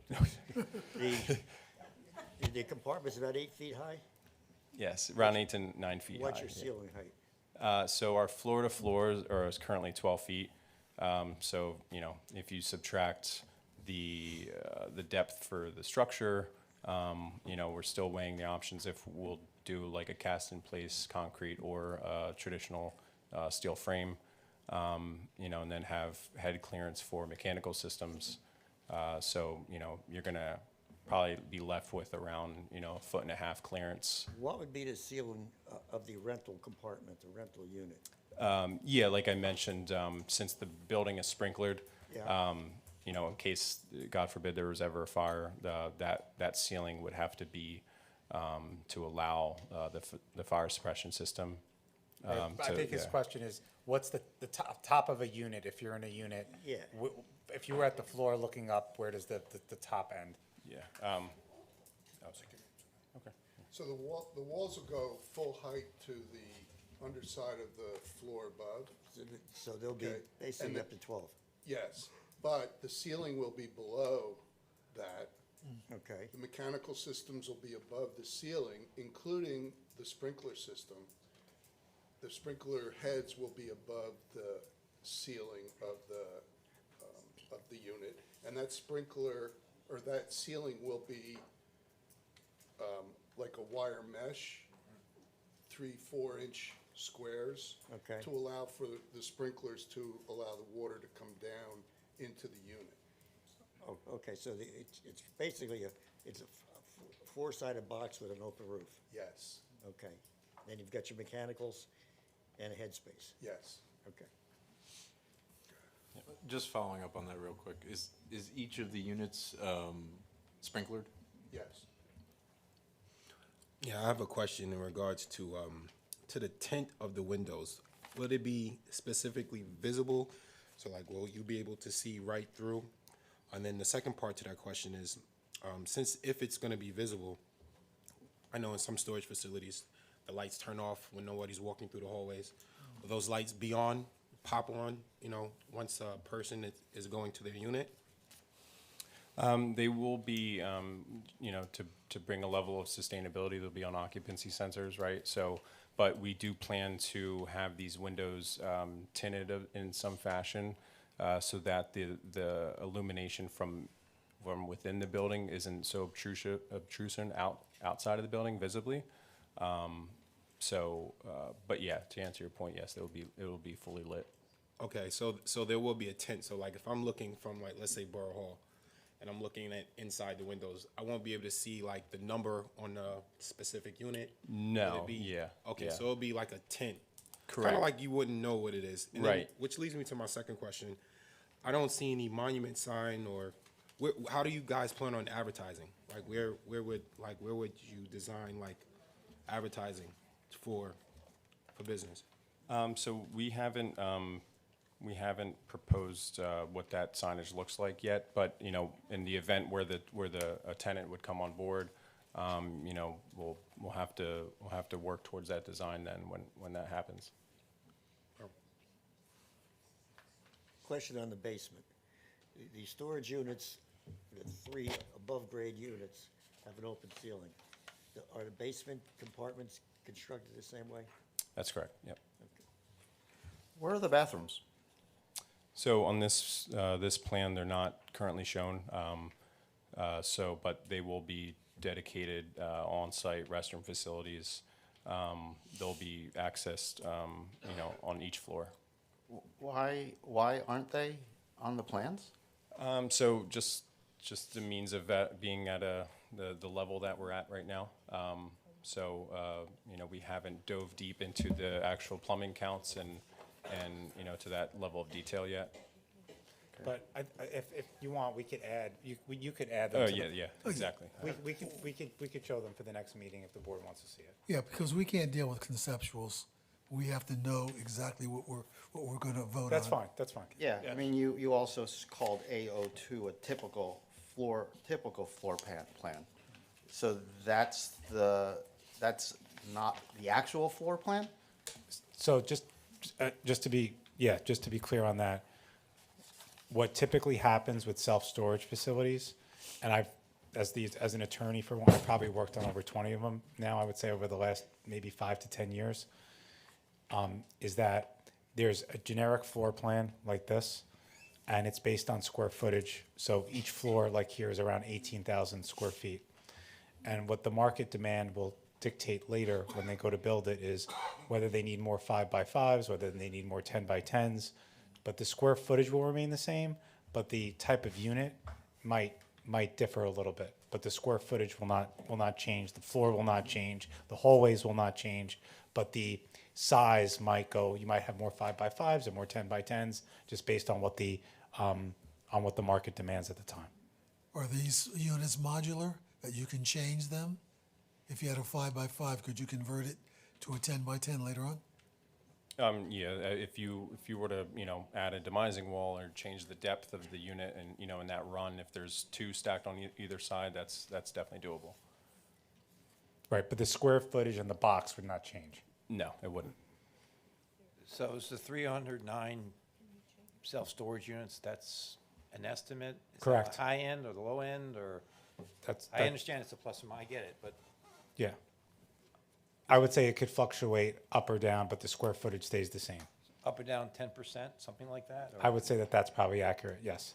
That probably affects the parking impact? No. No? No, the traffic engineer will speak to that. It's all based on square footage. And the ITE data that the traffic engineer will speak to will show that all self-storage facilities are all based on square footage per the ITE data. Now, on drawing A05, the renderings, Sure. Go to that exhibit. A05, you said? yeah, Okay. the bottom drawing shows sidewalks on either side of the driveway, but the drawing in the upper left doesn't show sidewalks on either side of the driveway? Yeah, the site design and what was testified on by the civil engineer, that would be that's proposed. Okay, so, and then like A02 has a whole bunch of tree plantings, and it doesn't have sidewalks. So is A05 an actual representation of what people walking down the street are gonna see?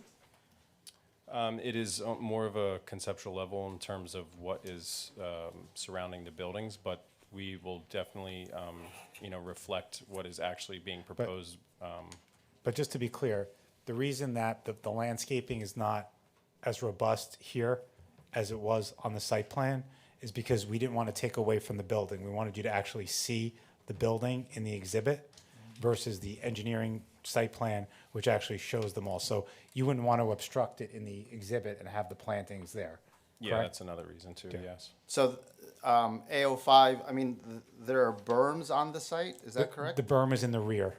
There's no berms on the side? I don't believe- The east side? No, She did no. say There's one on the east side. Is, oh, And the north side? yeah, I believe it was on North and east. on the north, yeah, on the north side, in the back, in the rear. And It's the the north side and the east. Okay. But so A05 is more a representation of what the building will look like, not the site? That's correct. I've got a question on the sprinkler system. I'm kind of a nut about sprinkler systems. You're gonna sprinkle this building, as I understand it, and can do 12 on 12s, whatever's decided.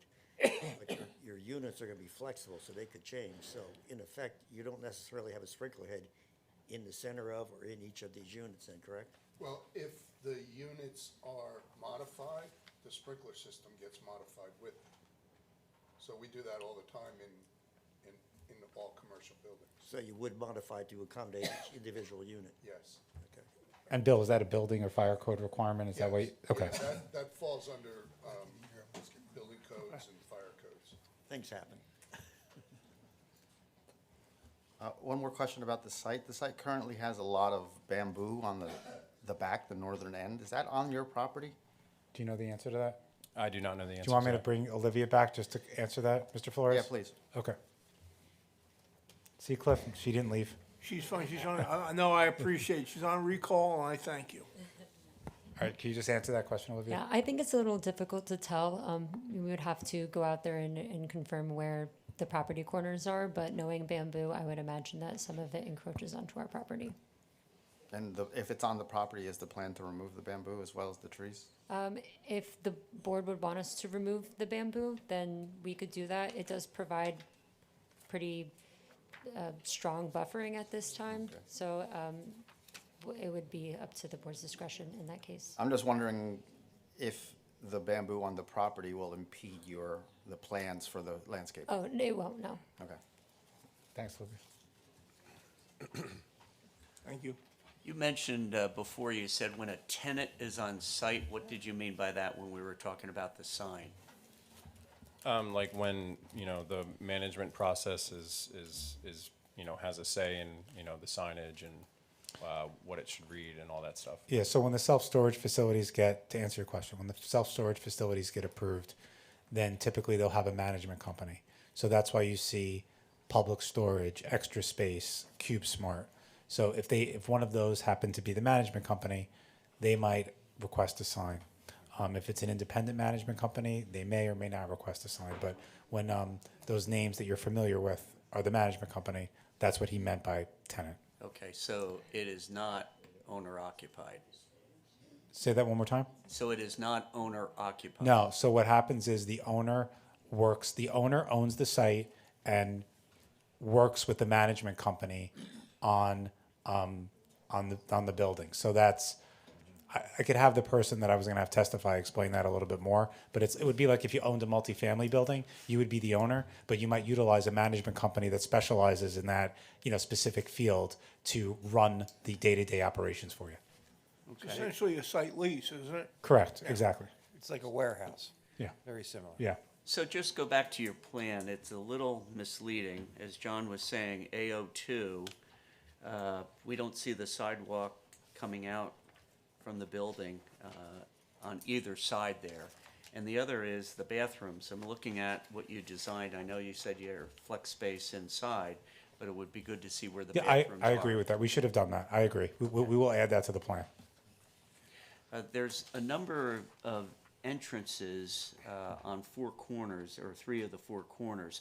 How do you get in? Do people get like a passcode, or is it a card of some sort? So why don't you explain the main entry, and then I'm assuming there's also secondary means of egress for fire purposes. So why don't you just walk the board through that? Yeah, so the main entry, like, if someone was coming to speak to management, they wanted to rent out a unit, they would utilize the main entrance on the corner, the southeast corner. Anyone coming to bring in goods or anything, or their belongings, they would utilize the one that's kind of centered on that east facade. The single leaf doors that are on each corner of where each stair is, those would be intended just for egress only. Emergency egress, correct? Correct, yeah.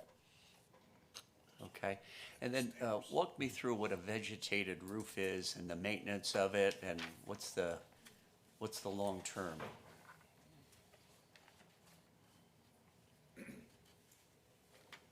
Yeah, again, so this is just what we are proposing, but in terms of maintenance, they would have a dedicated maintenance personnel that would periodically, do whatever type of periodic maintenance that needs to happen, throughout the week. Again, this is something that we wanted to present to the board, to see, how it's received. In terms of impervious, this is not needed. Just a design standpoint, we wanted to propose this. Let me just make it clear what it is. The green roof, the vegetative roof, is an extra stormwater management facility. We did not count it in our calculations. It would be actually above and beyond what the civil engineer testified to. So it was going to be another sustainable feature to the building. How they're maintained, we can provide more information to the board on that. But typically, they're literally box trays. They're boxes of plantings inside. They're very simple, and you just put boxes on the roof. That's one way of doing it. I'm not saying that that's the way they're going to do it now, but that's what I've seen is the most simplistic way of doing it. And then if the board wants this type of fixture or facility on the roof, what typically happens is two things. One is a maintenance manual is provided to the town on how the roof would be maintained, to your point, similar to like the operations and maintenance manual that you provide for a stormwater basin. We would provide it for this so that the board engineer, the borough sees how that's done. And then two is you would record a green roof deed restriction on the property that A, outlines it on the roof, and B, requires them to maintain it pursuant to that manual. So if that's something that the board wants, we showed it as an option, as a nice sustainable feature. Those are the things that we would do to ensure the maintenance and longevity of that feature. How do you get access up to the roof? You can answer that. There's right now there's a 4 foot by 4 foot roof hatch. Okay. So we didn't want to, typically to have more convenient access to roof levels, we'll extend, one of the stairs. But we didn't want to do that for this building, just because of, we didn't want to be so beyond the height requirement, so. And the roof is just for maintenance purposes, that there's no other access to it. Right. That's correct. And then, because I see it, it's a beautiful building, will the plants start to grow over the building and on the sides and start to come down? I think they would be maintained so that doesn't happen. Yeah, they're typically just honestly almost like in a pot, and it's not like I know you're being. It's not ivy that would grow over the building, and that's not how it works. Okay, all right, thank you. If I could, can you go back to the roof plan? Yeah, sure. So, if you can see down the center of the building, adjacent to the green area, there's a line with two boxes. Those are the roof drains that are required to drain water off the roof. The roofing system, obviously, that's the west. From the west, goes all the way to the east, underneath even the planting system to the east wall, so that the roof is intact and the plantings are in a structure above the roof, so that we maintain that the roof is watertight, but at the same time, we have a system that collects water.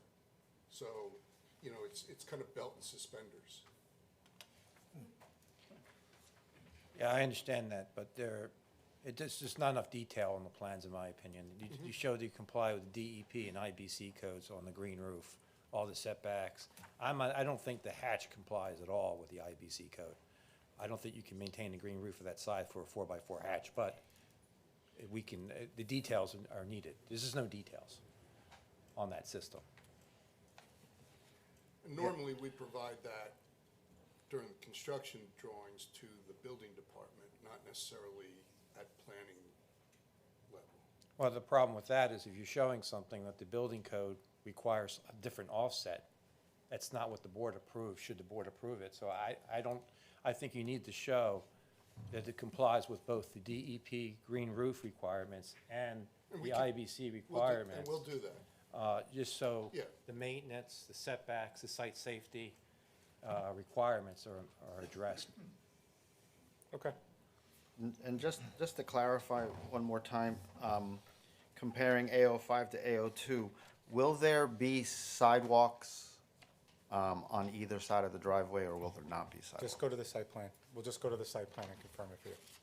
Whatever's on the site plan, Mr. Flores, would be the answer, but I just Okay. want to get that to you. Which one is the site Well, plan? I'm going back to A2, which was the, which we're going to show you, well, it would be on the technical plans also. Just go to the go to C2. That's C2? fine. Go to the technical drawings. Do me a favor, go to the technical drawings, because that might just be, go to the site plan sheet. I gotta go further up, further up, further up, further up. Stop, no, go down, go down, go down, go down. There you go. There's no sidewalk. The sidewalk on one side. Can you blow that up?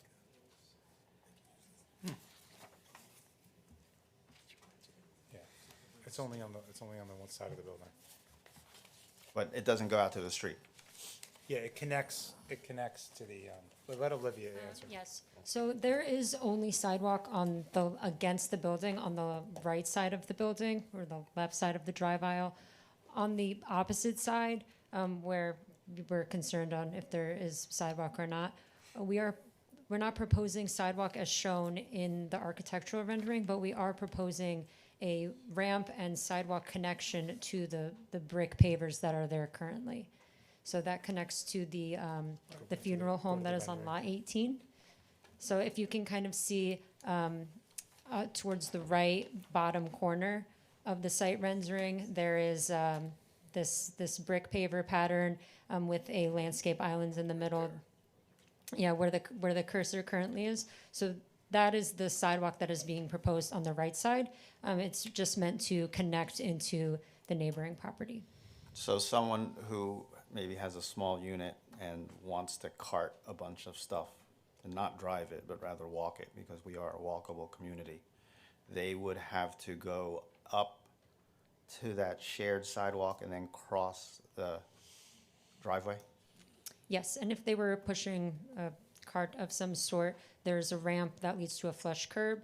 Then they would cross the drive aisle and enter the sidewalk / the building using the ADA access aisle. That will also have a ramp and sidewalk associated, and then they would be able to either go to the left or the right of the Thank you. sidewalk. Back to your plans. Yeah, excuse me. I have a question in regards to, just looking at AO4. What type of, I see there's 3, maybe even 4 type of exterior brick. Can you speak to the type of exterior that will be here? The design, even from the foundation to the. Yep, so at the base, we're proposing again, all this is full bed masonry. So this would be like a ground face CMU veneer, kind of a typical water table condition. We'll have sill detailing that would be continuous throughout, that separates that material and what's above it. And you can see the tannish color is the cast stone, and the red is the full bed brick. And on the north elevation, what is that on AO4? You said the north? Yeah, the north elevation. Yeah.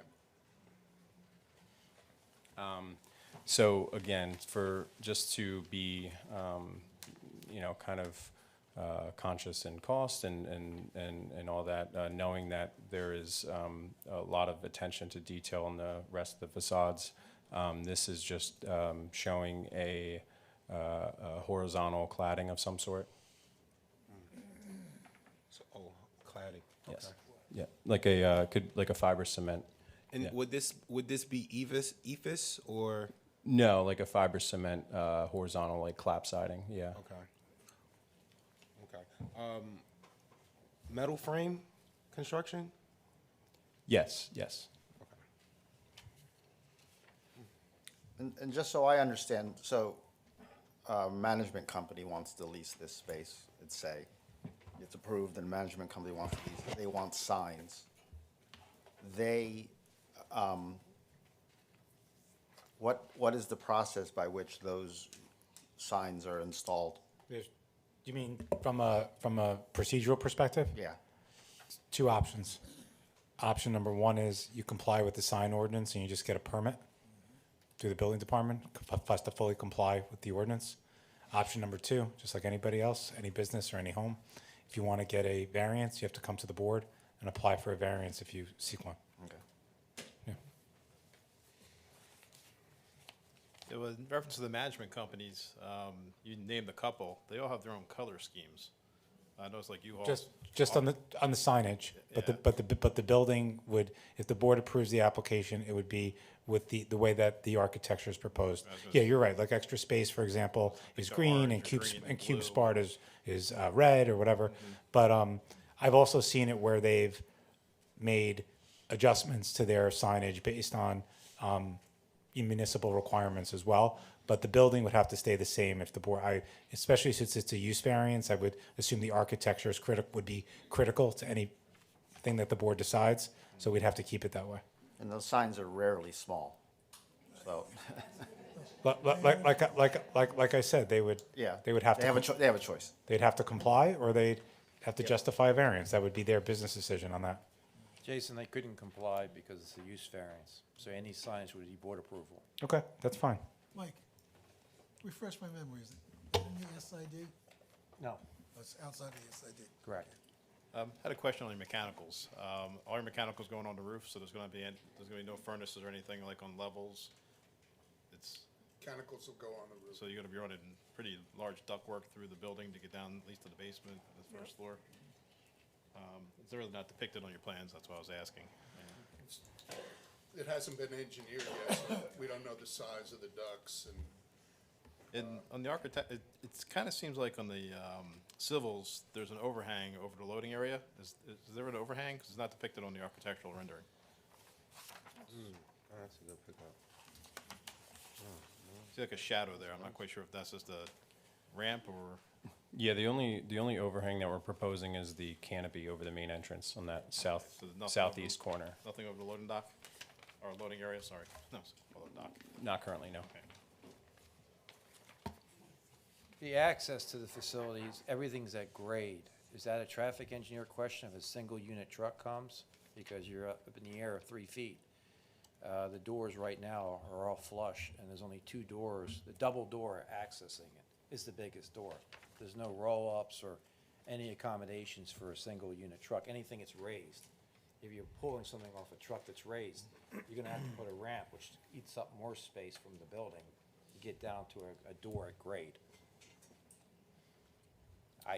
Jason, is that the traffic engineer gonna answer that, or is that a architectural question about? I mean, I can speak to why we designed it. It's such as that we didn't want to have any roll-up doors. We didn't want that aesthetic to be prevalent, right?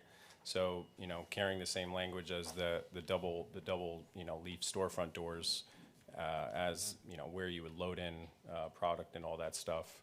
Again, we kind of wanted the building to feel as if, it's timeless. You don't know what it really is used for.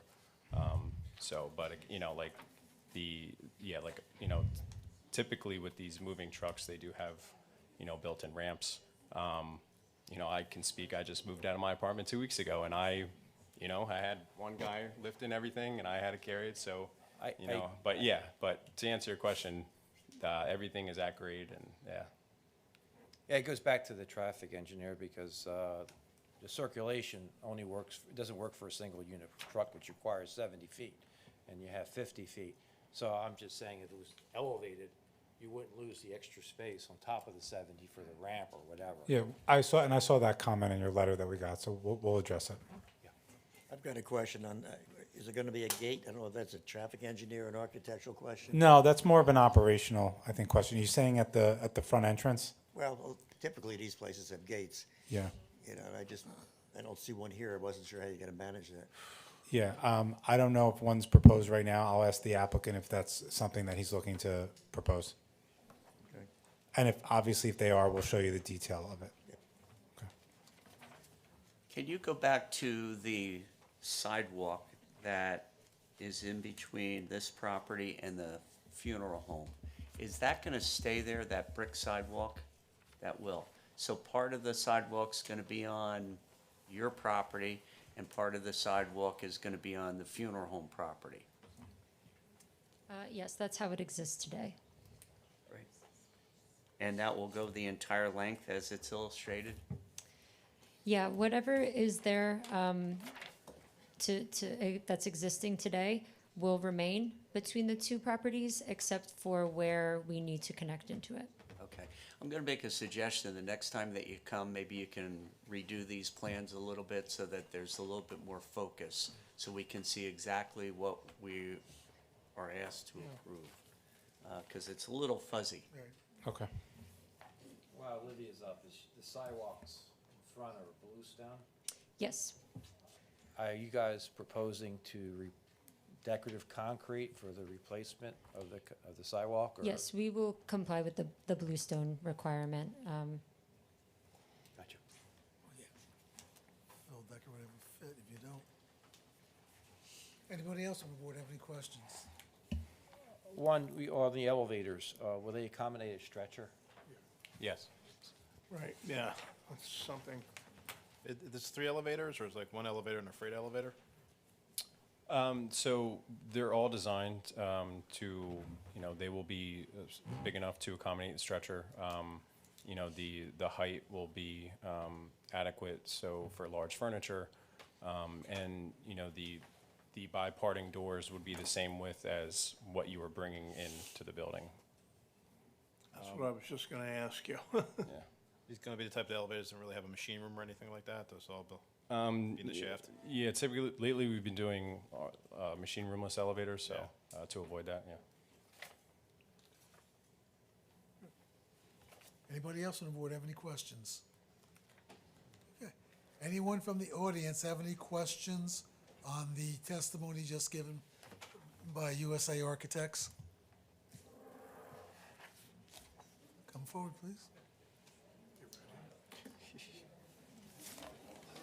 Actually, we're the traffic expert, but because they were talking about parking, can I bring up parking right now? We're just talking about what USA Architects just. Just the architectural testimony. Okay, then I'll wait for the traffic expert. But by the way, was I clear just on the CubeSmart public storage issue that the applicant owns the building and that the CubeSmart, the public storage, if they were to be involved, is just a management company?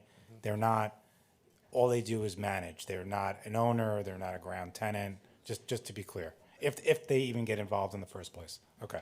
I think you were clear on that. yes. Okay, just wanted to make sure. Okay. Sir? Hi, Michael Weiss, 218 West Summit Street. We talked at length about fire suppression, and we learned that there will be sprinklers in every unit. What about smoke detectors? Yeah, there'll be a, full fire alarm system. Will there be detectors in each unit? Smoke detectors, yes. In each unit? Yes. Okay. We made a point to bring up energy efficiency. I just wanted to ask, what is the primary purpose of the building? The primary purpose of the building is to maintain what the function is inside, keep a thermal envelope, be energy efficient as possible. For human occupancy? Sorry. Well, it's not intended for, human occupancy as if it were utilized as a different use, but knowing that, people will be in this building, yes. Will it be climate controlled 24/7 as designed? Yes. Thank you. Next. Cynthia Holland, 91 Prospect Street, Somerville. Do you have any renderings that show an aerial view that show the size of this building in perspective to the funeral home and Borough Hall and some of the other businesses, as well as a scale view from a street level that shows the size of this versus the funeral home in Borough Hall? Because it's hard to get the perspective from the renderings that I'm seeing here. Yeah, the three renderings that you see on the screen are what we had submitted to the board. Will you be, Can you blow up the two top ones? Was your question as it relates more to the height? is to the height and also the total size of the building with relative to the buildings adjacent to it and around it? Okay. So Dylan, just again, the fact of the matter is the building is less than 2 feet taller than what's permitted, correct? That's correct. Yeah, and you know, typically with the surrounding dwellings that, you know, since have been converted into commercial use, that kind of typical height and that average height is kind of a basis of, you know, we wanted to fit in with the kind of the scale of the neighborhood. Obviously not paying attention to what's across, you know, on the southwest corner of the site, but you know, at least for this side of the street and kind of that overall vicinity, we feel the scale is appropriate in terms of the height. Would you be showing anything that actually enables us to see that scale? Because it's difficult to tell from this rendering on the left, the scale of the funeral home next to it versus this building, as well as if you were on West End Avenue, looking at Borough Hall to your left and this building to your right, the scale of those buildings. Right. Yeah. I understand you're saying this is just 2 feet above what's allowed, but I'm trying to get a better understanding of the scale of the building versus the surrounding buildings.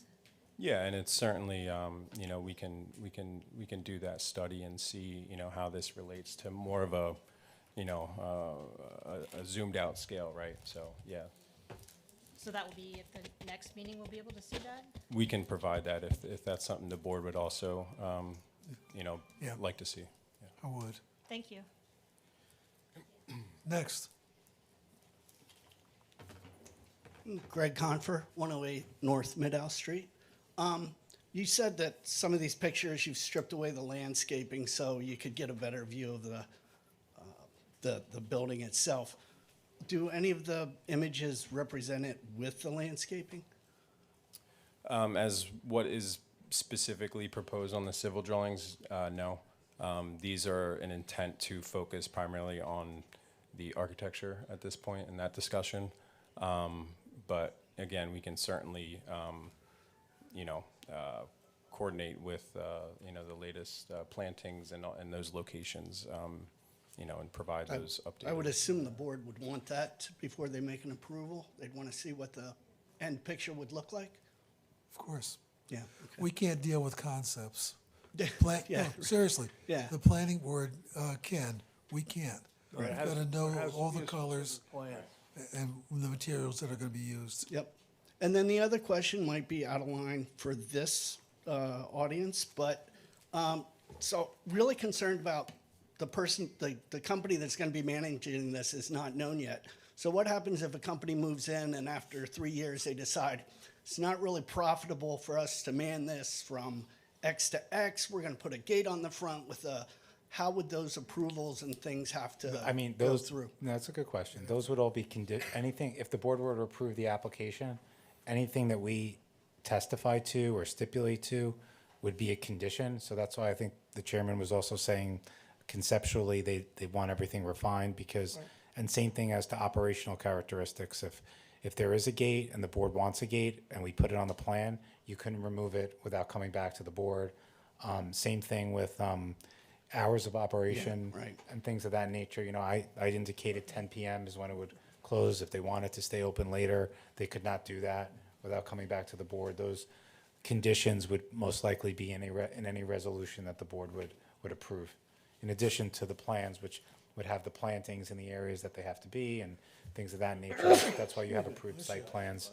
Because if you deviate from them, you're violating your approval, just like any property that receives an approval. Jason? Yeah, sure. It is a condition of approval that the applicant is bound by all representations made in testimony. Of course, yes. And that is a condition in all my resolutions, so depending on what the board decided to do, that would be in there.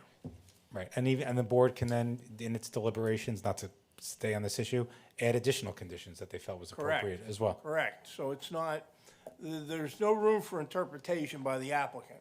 If there's a problem, it ends up becoming an enforceable an enforcement situation. And at that point, there could be penalties, there could be prosecution or something like this. But the terms and conditions of the resolution essentially are like a contract. They have the force and effect of law. Thank you for your time. Hi, I'm still Elizabeth Eisinger, and I still live at 25 Mercer Street in Somerville. like I have a couple. stability. Sorry? I like stability. Yeah, I do too. I'm very happy to live in Somerville. I have a couple of questions about the windows and the way they're going to actually be.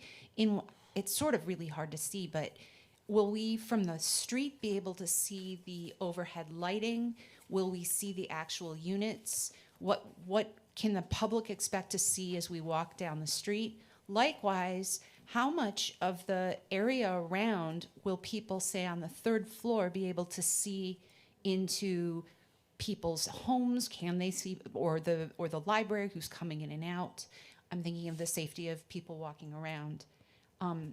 Do we know what the windows are going to be like? Yeah, like I mentioned earlier, we're planning to tint the glazing. Okay. And that's just an effort so that the illumination from within the building isn't so obtrusive outside. Okay.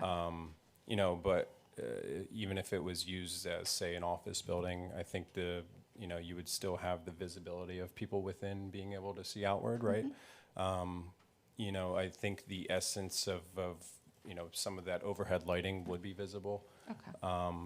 I think the palette of how the colors are within is very simple and neutral. Okay. A lot of white. We don't plan on having any crazy colors from within the building. So, yeah, I think it'll be kind of subtle in nature. Okay. And that's what we're proposing right now. Okay. And then you were talking about, you don't know exactly how many units, but the number I wrote down, somebody mentioned 309. So in the ballpark, we're talking a ballpark 300 units, at least 250. Are 8 parking spaces a realistic number for 300 odd units? Well, I'm sorry, I know that's Yeah. been a question that's come up a lot, but Olivia, the engineer, said that her office, when they design self-storages, they do it at one space per 10,000. Okay, So I missed that. here there's 73,000, so there'd be about 8 spaces. But I will have the traffic engineer be very comprehensive on how they Great. analyze the parking. Okay. And there's one quick last question. Sure, of course. There are doors around, so we can see the rendering of the doors in the front. There's going to be one door that the public will enter. There's going to be one door when people come in with their stuff.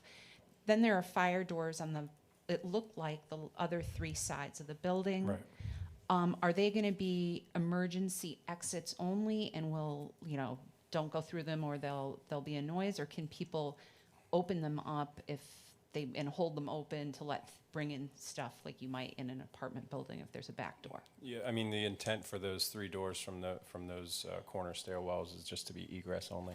Okay, great. Thank you. Hi, Regina Santos, 135 Mountain. Those doors in the back, what do they empty out into? Because I understood there would be no pavement, so are you just stepping onto grass? Are you stepping onto the berm? Like, what exactly is there that you're coming out to?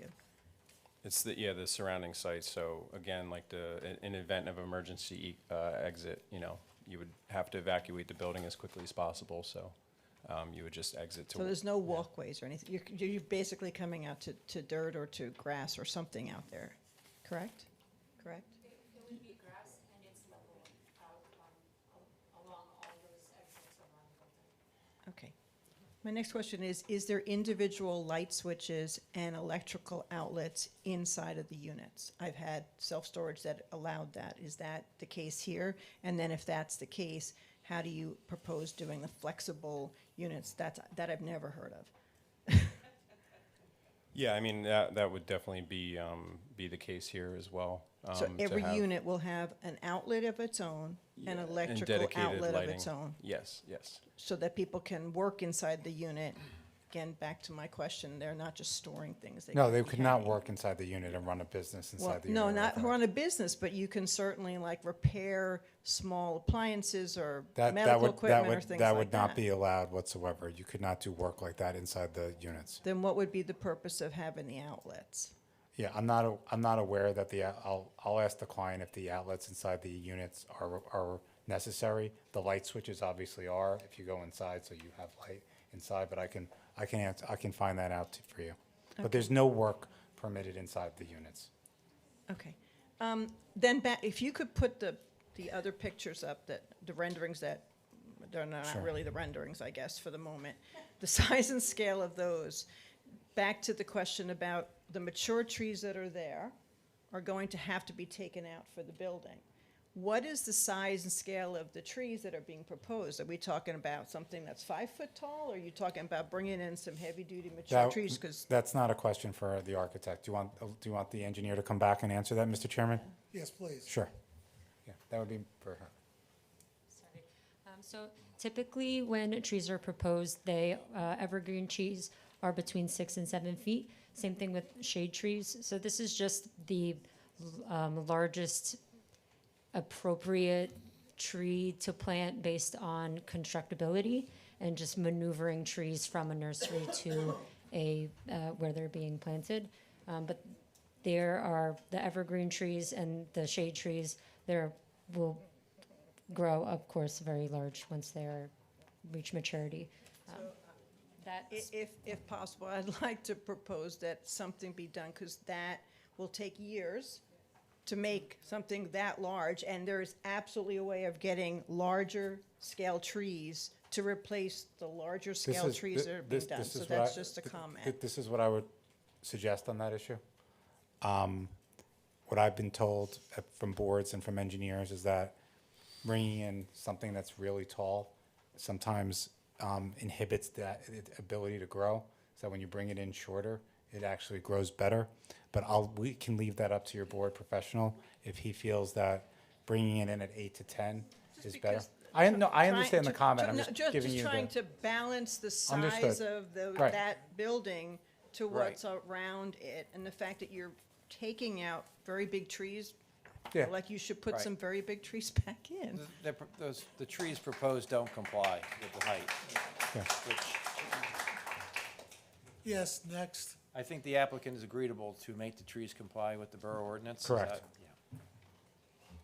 yeah. Chris Fogarty, 25 North Dottie Avenue. I have concerns around the windows. What's the purpose of the windows in the structure? I mean, you're not looking outside the building. I mean, as a, kind of what you would have your preconceived notion of being a typical self-storage building, right? It's mostly just kind of blank unliveliness facade, right? So this is an effort to really have, fenestrations that complement the materiality. We're creating a rhythm. We're also implementing arched windows, which is, obviously pretty inherent throughout the area. So it's the architecture that really is focused on creating a building that we feel is contextually appropriate. And again, to my previous point, the idea of not knowing what the use actually is a big goal for this. So if that answers your question. No, not completely. So the windows, light comes in, light goes out. You mentioned that there be some kind of barrier inside of it to reduce the amount of light that goes. Either way, is there options to make it completely opaque, and still keep the character of the windows from the outside? If you put an office building there, which I believe is permitted, at basically the same height, you can have windows there also, and there'd probably be a lot more activity occurring inside the building. So I understand the question. It's just it's very subjective. Like I could see some people liking the windows from an aesthetic perspective versus an opaque look. So the hours of operation from 6 to 10, nobody's going to be there. So what prevents people from just going up there and peering around? you have to leave by 10 o'clock. 10 It's p.m. Yeah. Right. And management leaves at 6. Correct, but the building is still being monitored. Second question, back to the rendering on the picture Please there. speak into the microphone. Yes, on the picture there, I think the picture is a bit misleading on the top left. What's the square footage of the foundation of the proposed storage unit versus the square footage of the foundation of the funeral home? That information I do not have. Okay. Eyeballing the pictures, it looks about 9 or 10 times the size from the square footage. The building is under 3,000 square feet, the footprint, and the storage building is 18,000 and change. So 6 times. Also, when you update the pictures, there's things missing from the rendering. There's 2 buildings on the funeral home property. That building's missing. The back fence of my property should be on there, but it looks like it was AI trees in the back. So it misleads to make it look like there's more space back there than there really is. I think So that should be shown on No, the I think pictures. I think that's a valid point. I think the board also wanted us to refine the rendering as well. So we'll do that. I agree with that. Okay, thank you. Sure. Next.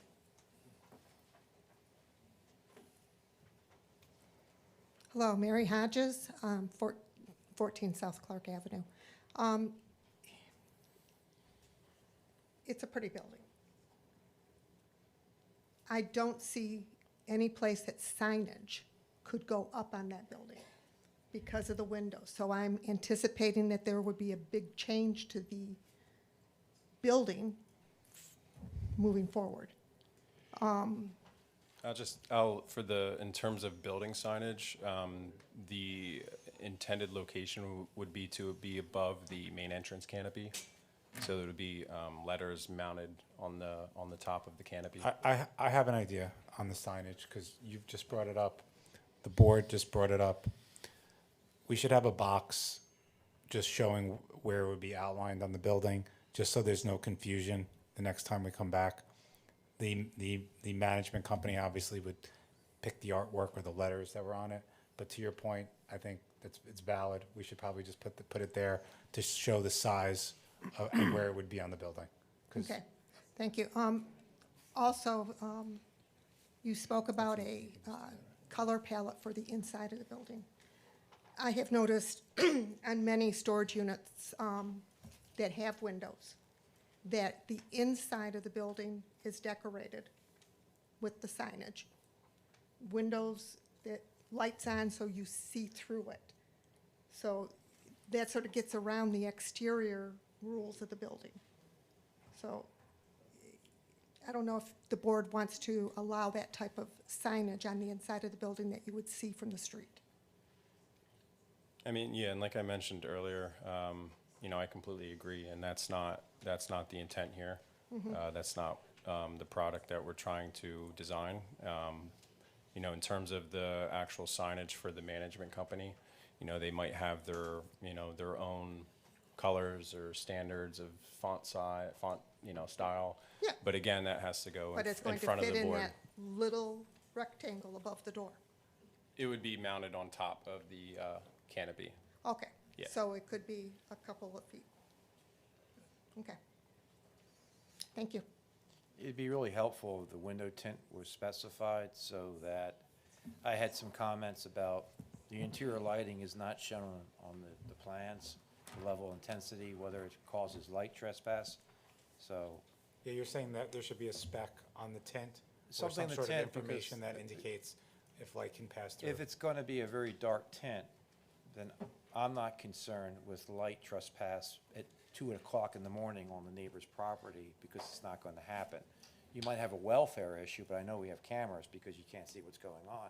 But if the windows are going to be visible, then the interior lighting needs to be fully vetted from a standpoint of illumination 24/7, plus the issue of what is the glare coming out of these windows? Okay. It goes back to the tint question. Okay. Anne Marie Ryder, 214 West Summit. You mentioned about the mechanicals being on the roof. So a couple of questions. One is, does that then essentially add to the height of the building? Is No. it higher than the roof Uh, or flush with the Well, roof? just answer that first, and then we could. Yeah, I mean, the mechanicals would probably be about, maybe 3-4 feet above the roof level. But to the standard, is to the average roof height. So knowing that, we have high points on either ends, sloping towards the middles where the roof leaders are, that we're within that, like I think it's 36'8" is the overall roof height. So you'd have the, mechanical units that would be slightly above that, yeah. And when you presented that, you said that you felt that it wouldn't be able to be seen from the street. Could you show renderings of that? Yeah, in the I mean, future? from our analysis and viewpoints of, when we were looking at doing these images, it is from a person's typical eye level, walking on the sidewalk or driving. It would not be visible, no. Okay. And is there any is there any reason why someone couldn't park in those parking spots after hours? Just like any commercial space that's closed, if somebody illegally parks there, they would be towed. And a private property owner would tow somebody that did that, just like any commercial property or residential property where people are not allowed to park. Okay, thank you.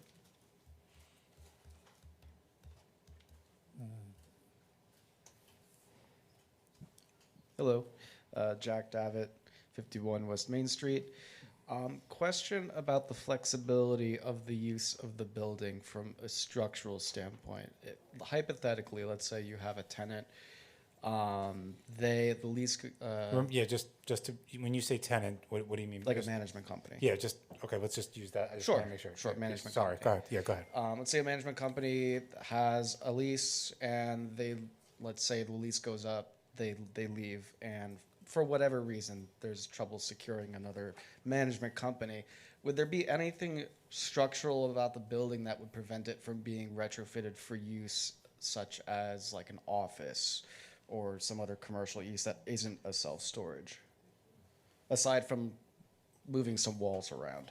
Yeah, no, I mean, it very well could be. I mean, obviously, we are not at the stage of having a specific grid layout for the structure, right? But, a typical 20 to 24-foot on-center spacing of those columns, for even an office use is pretty standard. Yeah, but just to be clear, even if you looked at converting space, like spaces could be converted, you'd have to come back to the board. Right, For a of full course. site plan review based on the parking requirement, based on setback, you couldn't just do that and retrofit it on your own. Right. Yeah. My question was just like if, you just didn't want to be stuck with a building that you could only ever use for self-storage, hypothetically. So that was just my question. Okay. So thank you. So from a load standpoint that you were referring to, the storage loads are heavier than almost every other use. So there's flexibility there, and then the spacing of the columns would be the secondary way to look at it. Okay. Generally speaking, there would be a transfer slab. That's probably where they're going to go.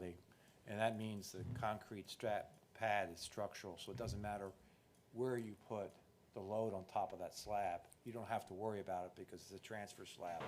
So to answer your question, if they employ a transfer slab, they can put anything on the floor as long as the load, and I agree that the self-storage is a much higher load than an office use. Okay. Great. Thank you. Yes. Hi, Richard Burkowski, 91 Brookside Avenue. Actually, I'm warming up to the building a little bit by little bit, but regarding the windows, I think that could make or break the building. And I would just add maybe like translucent windows, because if you have just blank windows, I actually just came back from Seattle and my hotel room was right across from public storage, and all you saw were these garish bright lights at night. That was all you saw was the windows. And this is, I mean, I like the windows, but I think maybe translucent lighting, something softer that doesn't stick out like you're looking at a glaring building at night. I think that's what Mr. Cole was just asking for more specification Okay. on for that purpose. And then, okay, then my specific question was, on the elevators, would those, I assume there's probably 2 or 3 elevators you have proposed, would those be hydraulic elevators? And specifically, where does the mechanicals for those go? On the roof or in the basement? They would be traction elevators, but so here, since we're not showing an actual control or machine room, because they would be RMLs, which is a machine roomless elevator. So that equipment is accessed by the actual top of the elevator cab. So that just, obviously saves on internal space as well. Yeah. So nothing on the roof for the elevators? They would have a bit of an overrun, but that's about it, yeah. So no. Overrun? An overrun meaning so the elevators, once they get to that top floor, that occupiable floor, they have to have an overrun requirement of each shaft. So it'll be above, the roof height about like 1.5 feet, yeah. Okay. But also screened by the parapet. It would be screened, correct? Yes, it would be lower than the actual parapet, yes. Yeah. Okay. I'm just saying, if they're on the front, that would possibly interfere with your green roof. On the highways, I'm not sure how high that goes up, but your green roof is on the same side there. Right, yeah, so, that portion of the green roof would probably surround it, yeah. Okay. Yep.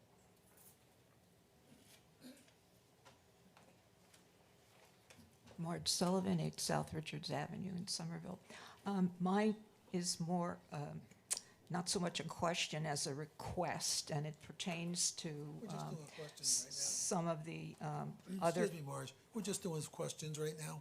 Okay, well then I'll frame it as a question. There you Show go. the picture of the street level views. There, okay, so I would like to see, and since you've already mentioned... Could you provide?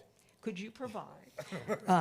And you already mentioned, I think, that you don't have them tonight. So when you come back, could you provide a street level view that's more zoomed out than the upper left-hand corner there?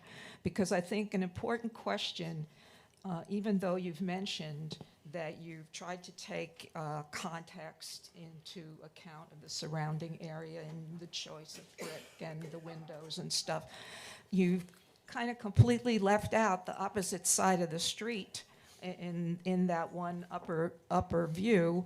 And I concur with Mrs. Holland's comment that we need to see the perspective of the street on West End as you leave town. This particular section of the POR is the gateway into downtown. Someone else mentioned that. And you just don't get any feel for that in your perspective drawings. So could you provide that the next time, please? Sure. Thank you.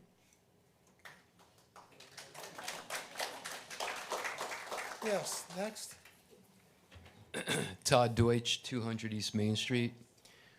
What were the hours that you were proposing Just for hours of operation? where people would have access to their Correct. units, yes, 6 a.m. to 10 p.m. Okay, so can you just explain the exterior lighting? I don't see any exterior lighting on the building or illuminating the parking lot. Oh, there was site lighting in the engineering. Do you want Olivia to come back and just show the lighting plan? She testified to that, but I could bring it. We could bring it back up. Mr. Chairman, do you want her to do that? Please. Okay. Sure. Yeah, I'll just. There was a sheet in the technical set that we'll show it to you. Just go to the lighting plan.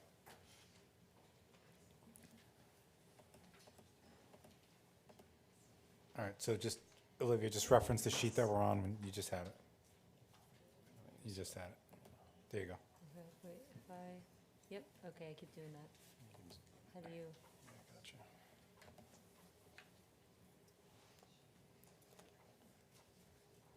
Okay, so Olivia, can you just explain, I know you testified to the foot candles before, but just explain to the gentleman. You just want to know the lighting levels, sir? Correct. Okay, sure. Yes, so as you can see, we have 4 proposed area lights along the right side of the main drive aisle. And then we have some typical light locations. Olivia, try to speak into the mic so that everyone else can hear you. That's okay.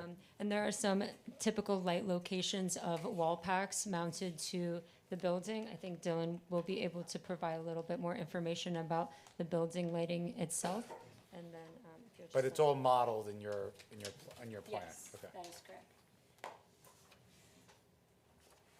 The wall packs that you're talking about, is that to illuminate the ground? Speak into the mic, Ted.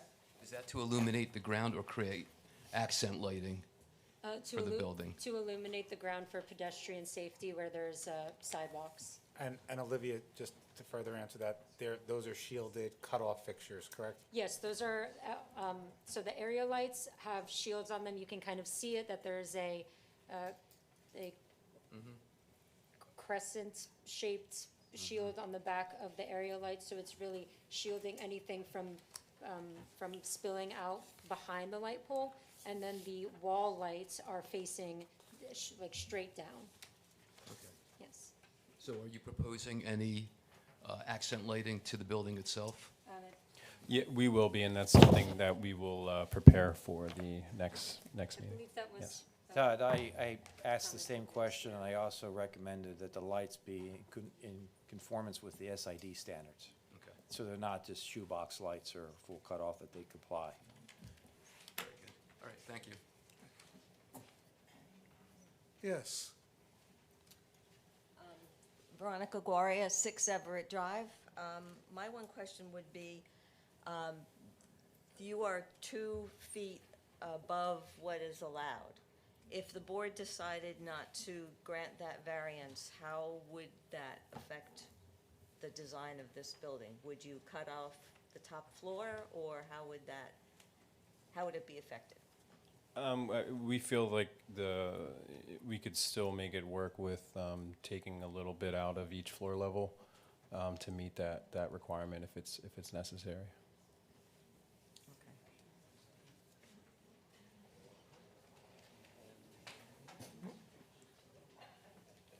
I apologize. I've been sent by the row. I have one final question. Just your name again. Oh, my name's still Elizabeth Eisinger. Sorry, I'm still at 25 Mercer Street. When we were wondering if in the next round of renderings, you could include the public transportation stops and how far they are from the building itself. My understanding is there's a bus stop right across the street from the building, and I'm not sure where the corresponding, so the direction towards Somerville is in front of the library. The other direction should correspond to it near your building, and so I would like to ask that that be included. Okay. Hi, David Lang, 18 Cameron Place in Somerville. How did you arrive at 3 stories? Did it need to be that tall, or could you have utilized more of the footprint? It seems to be looming large on the property. What made you come up with 3 stories? I mean, on behalf of our applicant, his performa and his goals for the project, that's what we're proposing. So that's the minimum size for like economic viability for the project? Yeah, and I think the planner could speak to it too later, but I think, we're able to have the number of parking spaces that we believe are necessary. 2, we're within the lot coverage requirement. And 3, like what I indicated earlier, we also comply with all the setback requirements. So that's why we felt the footprint, from a planning perspective, and the planner will deal with this later, but was appropriate in this location, in this for the property. Okay, thank you.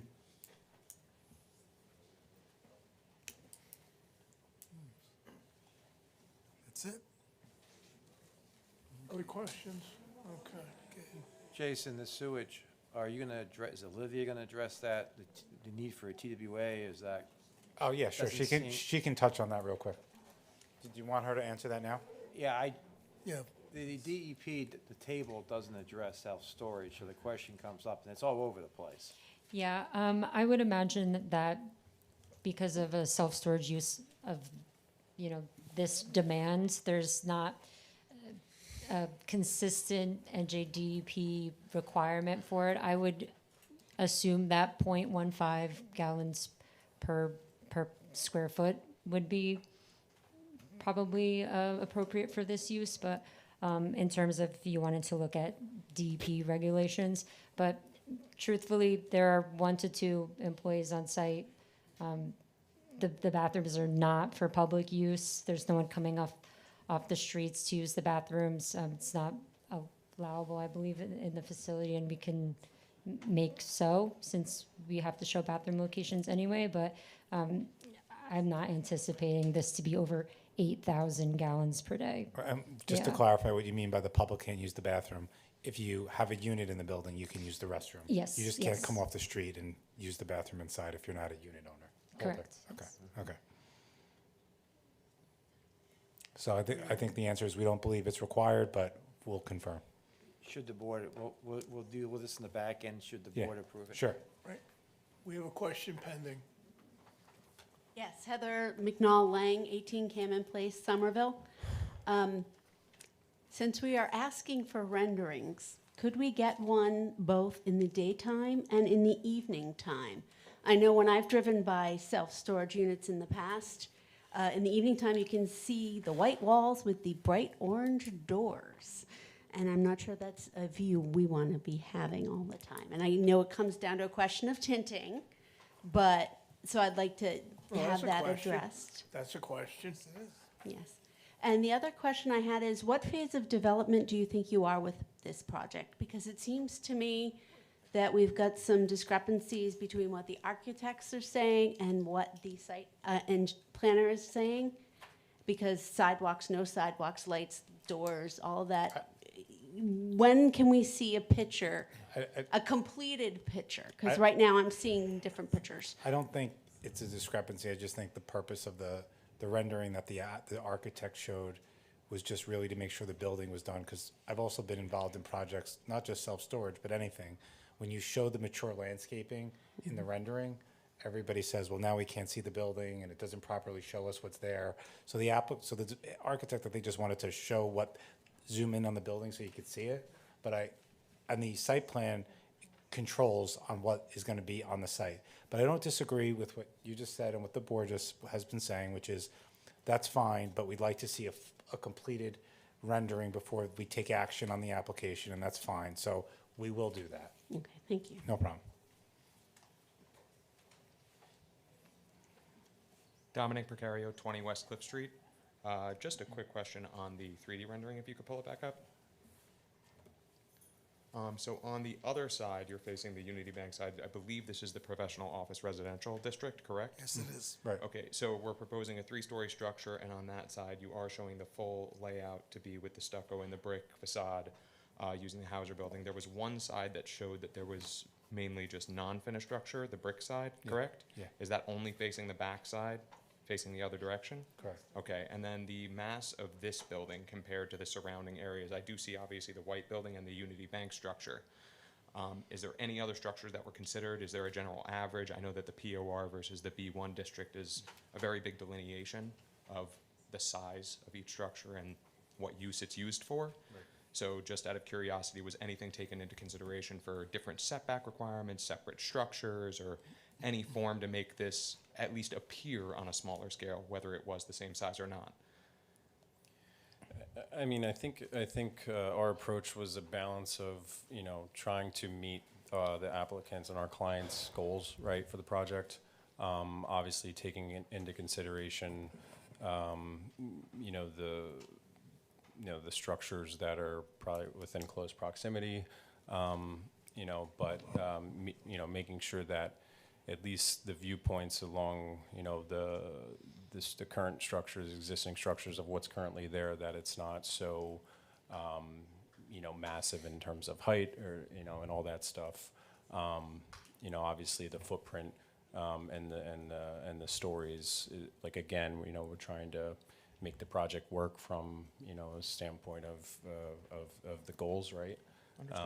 But yeah, I mean, and to your point too, like, having those viewpoints, right, like from, a bit zoomed out and knowing, what's on the opposite side, and the scale of those buildings is, 5 times higher, but yeah, so that's kind of the various decisions, yeah. Yeah, I guess more just My only question, obviously, everyone's asking for renderings. So in that same concept of everybody walks down Mountain Avenue, comes to the beautiful building where the building department actually is set on, they walk into Main Street and they see the buildings in the distance, but I believe that delineation of professional office versus B1, B2 is that it is smaller structures, this more community-friendly, people are walking in areas that aren't this city-esque environment.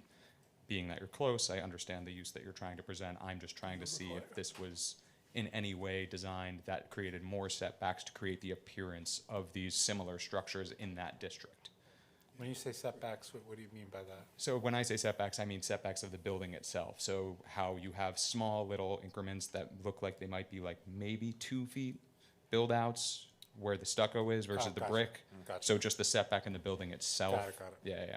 Dominic, you suggesting it breaks up the massing, so setbacks? No, I are- never said that. It's not about breaking up the massing because maybe the building's one of the largest buildings in the POR. It might and be. the setbacks in the POR are around smaller structures. Is that what you're trying to get at? Typically, yes, but also just the mass of the structure compared to just the white building in this one image shows a very drastic difference. So just out of the look of it, again, if the structure's 70,000 square feet, it's not the contention. The contention is the actual view when you're walking down the street and see this big delineation or big building compared to a bunch of smaller ones in a row next to it as you get closer to downtown. That's all. Okay.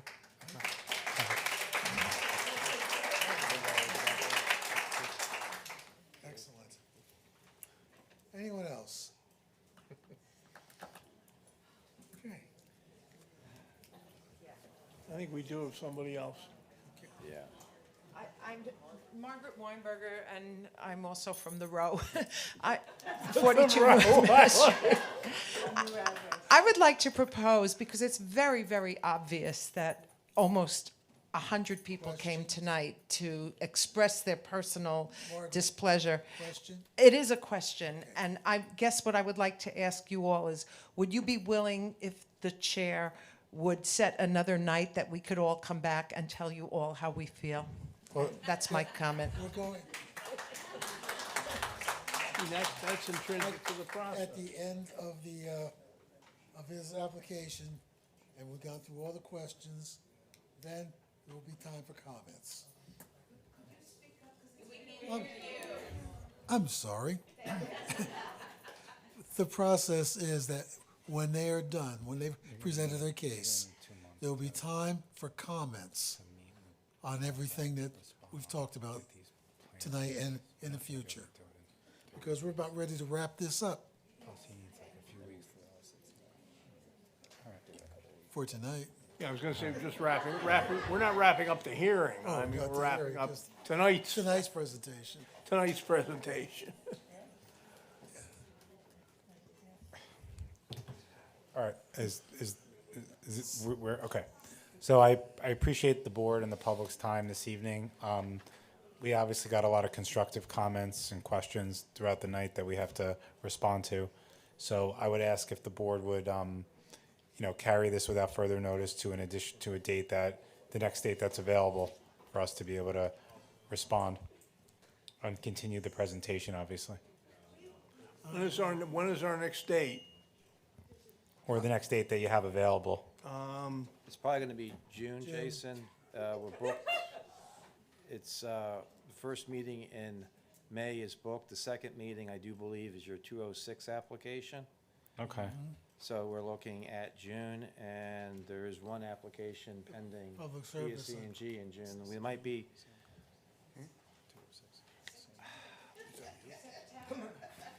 I want to say it's the first availability would be the first meeting in June, but we don't have a full board for the first meeting in June. I'll be back.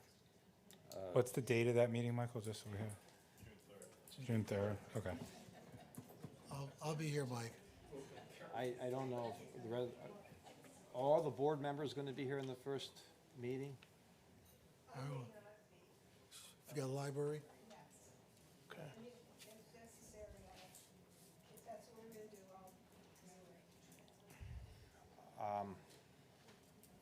I do believe it's open. Which date in June? The first meeting in June, which is? First meeting in June, we have public service. I think it's the second meeting in June's public circuits, the second meeting. One of the meetings, Jason is available in June. All right, no, because we have to carry it to a date certain, right? Right. I understand that. If we're going to be okay on time? I'll give you an extension. Thank you. It should be June 10th. No, June 17th. Yeah. So June 17th, you said? June 17th, I do believe, is PSE&G. Okay, so the only option would be June 3rd, or we're into July, which is wide open. Well, I mean, Please. with the amount of public participation that we're having, we might need both. So I would say let's adjourn to June 3rd. We'll get as much as we can get done at that meeting. And, you know, if we can't finish at that evening, we'll have to deal with another date after that. Okay. All right. Art, I have a suggestion before we do that. I think it should be renoticed. Yeah, since we're going that far, you know, we're going out Yep. 90 days. yeah. It's really, it's such a, we renoticed for this meeting, and I mean, it's not unusual to get carried 2 months and it to be carried without further notice, and we did renotice for this meeting. It's just, because not only, because you don't only have the regular notice that you have to do per the MLUL, you also have the regional notice that's required. So I'd prefer not to, but if the board really wants it, I'll do it. Whatever the board suggests. It's just an onerous extra procedural there, but if that's what you want, I'll do it. You complimented us at the beginning, so keep complimenting us. Yeah. Yeah, I would suggest you renotice. I think it's fair. You see the public participation. This is a big project. Okay. And I guess if we're gonna make plan changes and anything changes, it's the right thing to do anyway, so that's fine. Okay, so can I I was ask? actually going to say, because so many plan changes have been requested, or revisions or better views, if you will, I think it would be better if you renoticed. So people are aware. I understand, but I look, this is an important application, and there are material issues involved. I mean, this is just something that we've got to be careful of. All right, I would just ask that an announcement though be made as to when we're gonna have the meeting here, and then I'll renotice again, it's fine. We're looking at June 3rd, Michael? Yes, I would suggest that I'll reach out to Jason on tomorrow to confirm that, but I do believe June 3rd is the first availability. Okay, so June 3rd, 7 o'clock in this room, 2026. Correct. All right, and I'll provide an addition, I'll renotice the application. I believe if we cannot do June 3, the next would be what, July 1? Yeah, it would be the first Right. Monday, the first Wednesday in July, but July is wide open. Jason, if the plans are gonna be revised, I was hoping that you could have it to the public and to the board. With enough time. Yeah, with enough time. So we're saying June 3rd. May I Is suggest there gonna be July 1? sufficient time to get the plans done, the revisions made? and the I next- asked the applicant's architect if that was enough time, he said yes. Okay. Okay, I have a question, since All we're right. not doing comments tonight. We're not doing will we comments. Open the next meeting with people being allowed to do the comment section? no. No. They will be when they're done. When the applicant has completed what we call his case in chief, that's the complete presentation of everything and the answering of questions of his witness. At that time, there is a comprehensive time allowed for people to give comments, within certain limitations. But that's later in the process. But there is no way that citizens will not be denied any opportunity to comment. It's required by the MLUL. So will the notice provide how many of the other witnesses will be here to finish out the case that they're making? 'Cause I don't believe that, frankly, under the circumstances, the applicant has the opportunity to present its case as appropriate. I don't think the applicant is, frankly, under the law, the applicant is not required to set forth what witnesses it will present. So, I mean, that's, to be honest with you, that would not be appropriate to request that. I'll do my notice in the same manner I did for this one, and if there's any plan changes that affect any of the relief that we're seeking, I'll obviously address that in the notice. And you'll be making the plan revisions that have been discussed? Yeah, I mean, obviously, I have to look at all my notes and try to Right. address as many No, I things as I can. understand, I understand. The other question I had for Michael was, you indicated you wanted the plans submitted by a certain time. What's that time, just so we're all on the same page? Thank you for following up on that, Jason. Well, statutorily, Cliff, you can chime in, it has to be 10 days, but I Right. have to revise the report. Yes. So, I want to give you enough time so you can do it and we can review it ahead of the meeting. No, we appreciate the courtesy of the applicant, I want to say that, because I believe that you have been very reasonable. If that's good for you. 21 days. If that's good for you. All right, is 21 days in advance sufficient? yes. Okay. So we'll get a 21 Yes. days prior to June 3rd, which we'll make sure we meet that, okay? Okay. All right.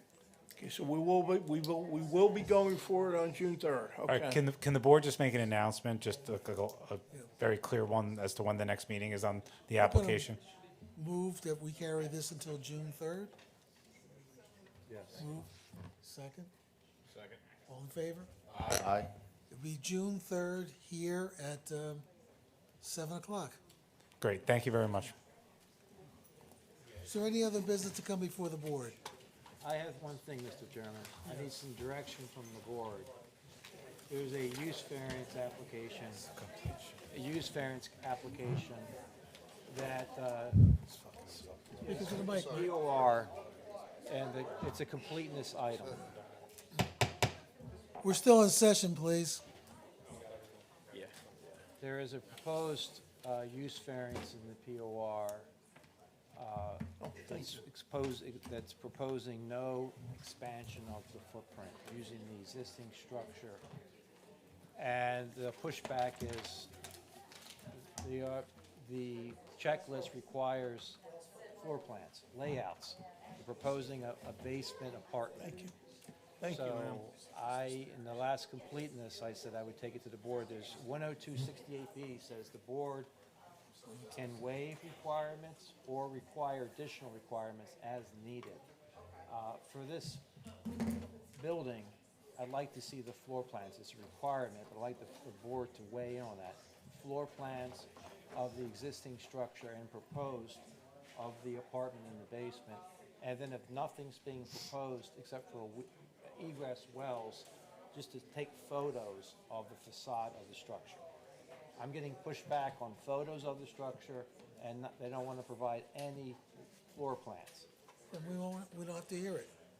Well, I'm getting a lot of pushback. So I think what you're asking for, Mike, is no, we need to see plans. I'm just looking for the board to concur that the board wants to see floor plans for Not that a we- use variance. Yes, we do. We need for to an see. apartment in the basement. And the board can so And request. for acclimation, if nothing's being proposed, to show photographs of the elevation so you can see the. Well, they can provide us with photographs and plans. I'm just looking for feedback because if it comes from the board, it obviously has more weight than if it comes from me. True. So the Yeah. board's good with the floor plans and And the pictures. photos and the, All- thank you. All in favor of seeing the floor plans? Aye. Thank you. Opposed? Nobody. Okay, Mike, you have your marching orders. Thank you. Motion to adjourn? Second, all in favor? So we're on, what, 2 weeks from? Good night, Morgan. All right, Ed, see you soon.